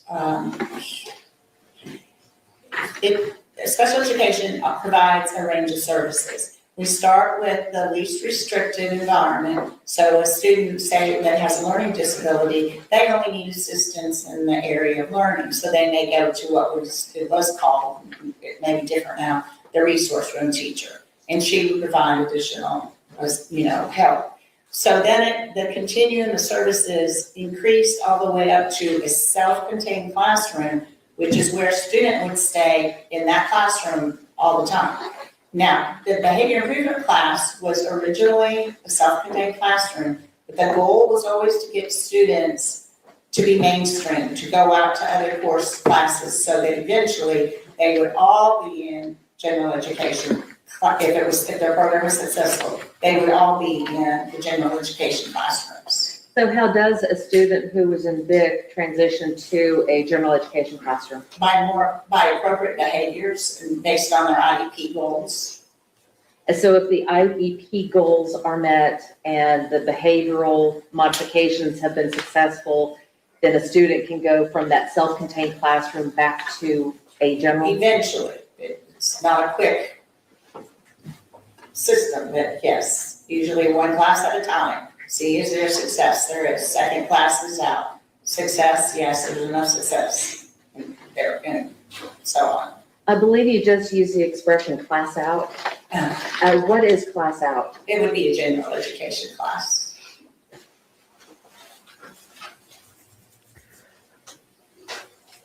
Did, to your recollection, did Tanner receive an escort to and from classes or to and from the bus? I don't remember that.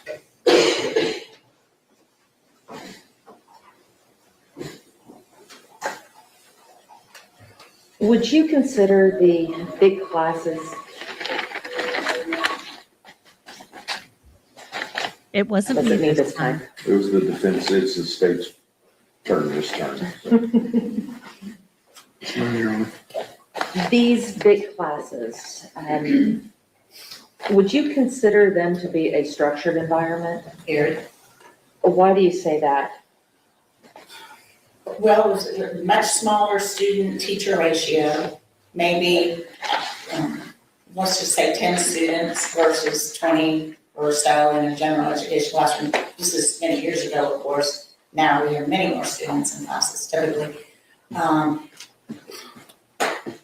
Sorry, I keep saying that. So each student has their own IEP, so that teacher has to be very structured as to make sure that each of those, their students is getting the type of accommodations and recommendations that he or she needed to provide for each of those students, and it'd be pretty timely also, and there should have been positive reinforcement for appropriate behaviors, and usually a loss of points or loss of privileges if there was a significant negative behavior. Now, based on your observations at the BIC classrooms, did the students with autism tend to do better with the structured environment?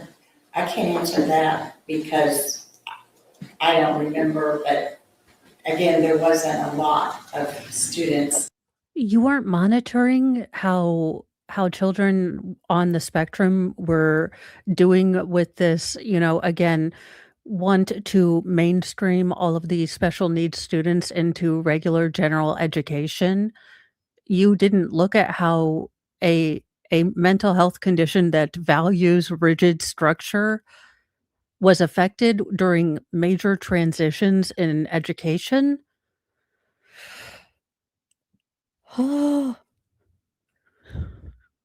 Identified with high functioning autism that I remember. Do you recall if Tanner did better in that structured environment? Well, just based on what the records say and then that 3-year reevaluation, it seemed to be providing him some positive regard in school. One moment, Your Honor. Yes, ma'am.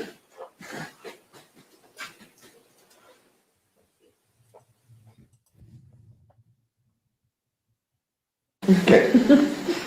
2:45, 15 minutes. All right, guys, I have to end there because I have to go get the ferals.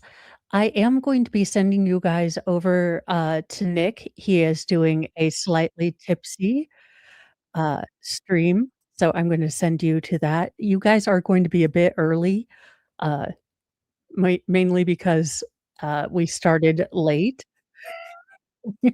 But that way you guys can put on notifications. I'm going to be there. Nick's going to be there. Let's see. I don't know who else is going to be there. It's always a bit of a crapshoot, you know. So I will be there with Nick, and then I will be hanging out with Shizzy before Friday night, and then this weekend we will be doing all of the catching up. So hopefully we will have a blast. And that is starting at 5 p.m. Eastern Time.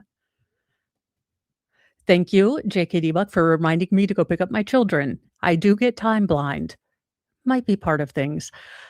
Have a wonderful day, you guys. I will see you this weekend. We will catch up on the trial. We will be ready to go for Monday. Please, Lord, maybe I'll do some catch up while we run well, I run to the, oh gosh, what is it? The pickup line. I'm gonna look at what is going on for today.